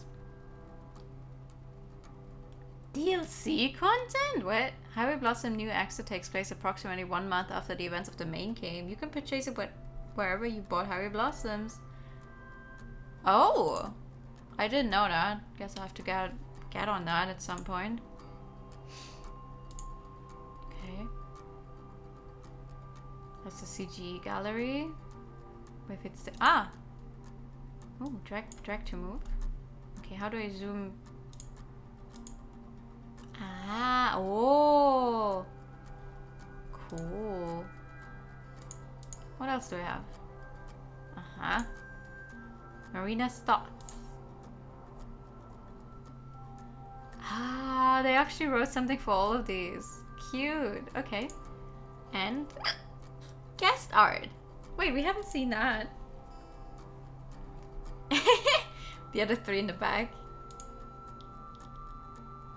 I would like to go to... No?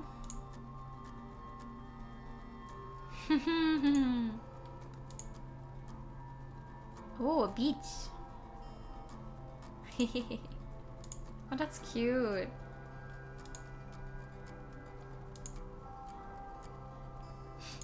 Those are really nice. Wow, a bunch of butterflies. What do you do directly after this is a follow-up project? I have to... I want to look into that, yeah. Won't be doing it tonight anyway, though. It's probably not very long, though. Oh, these are cute. Oh, this one is an interesting art style. This one looks like it's... I mean, I'm guessing it's digital. Yeah, it's made digitally, but it doesn't look like it at first glance. Aw, that's nice. Yes, we did finish it. I honestly didn't think we would, not gonna lie. I was not expecting us to finish. I don't know. I was thinking it's probably going to be like just a tad too long, but maybe just because we don't have that one scene, maybe we managed to fit it exactly where. That's the game. Roadmap thing is very deceiving. Yeah, I don't know why that one like was ow was stuck. I don't know why it didn't show anywhere else. But hey, I'll take it.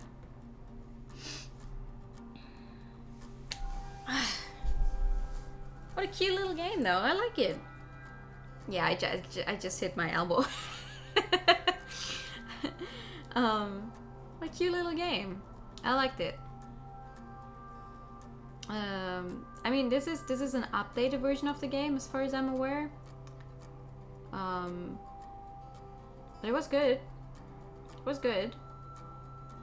It had good pacing throughout it all.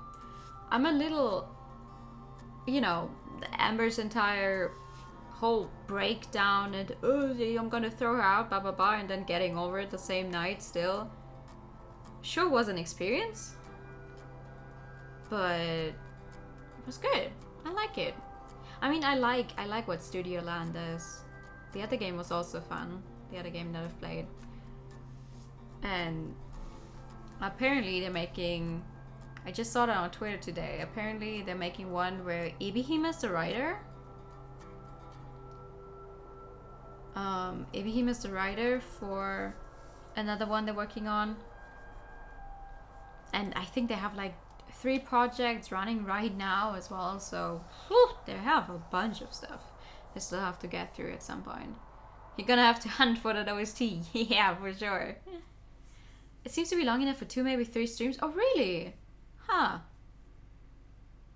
Maybe I'll, you know, if it says it's like it's 1 month after defense of this one, maybe I'll just have to fit in another project in between. It's gonna take me 1 month and then we go back to this one. Wouldn't that be? That would be funny. I think that would be very funny.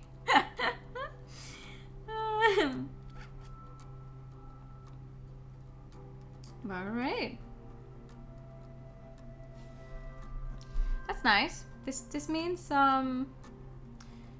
this just means that I have to find something new to do. Well, I know I have another game set up that we can get started on next week.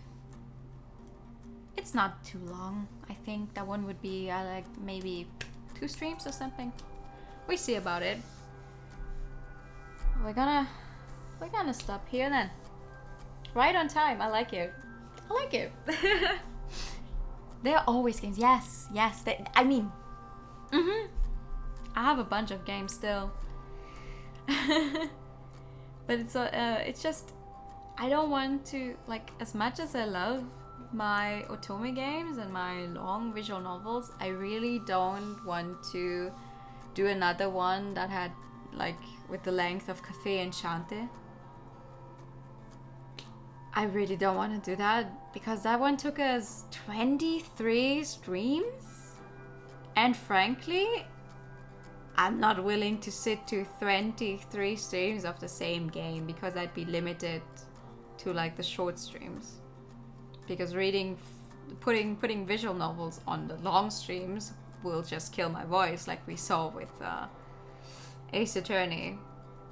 So I'm currently limiting myself to the shorter visual novels that I still have on my backlog, which is still a bunch of games. Lots of games. We're gonna be here a while still.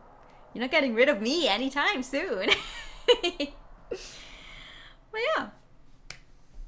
Imagine doing the long ones. I should read some on my own sometime though. I've pretty much only been playing games on stream exclusively lately. But yeah, thank you for coming. Thank you so much for coming. We'll do what we do often on Sundays, which is we go say hello to Lyri, who's playing, I think she's finishing up Invento, which is a funny little puzzle game. I like that one. We'll never get rid of you. Yeah, good night. No, I'm going to sleep. I'm gonna post a schedule in a bit. It's gonna be where's my Steam? Steam, where are you? It's gonna be same as this week, except we're gonna get started on A Light in the Dark on Wednesday, which is I think from what I've seen a visual novel with a darker tone than what we had here. And then we're gonna continue Disco Elysium on Friday. We're gonna finish up Yakuza Kiwami on Saturday. Like there's not that much story left. We're gonna finish that one up on Saturday for sure. And that's what's gonna happen next week. I'll post a schedule in a bit. Let's all meet in our dreams. Aww. Thank you so much for coming, everyone. I wish you all a very, very good night. Here. Okay. That is the wrong command. I'm stupid. Here you go. Here's the right message. Thank you all so much for coming. I'll see you all very soon. For now, I wish you a very, very good night. Sleep tight if you are going to sleep like I am. Good night. And bye-bye.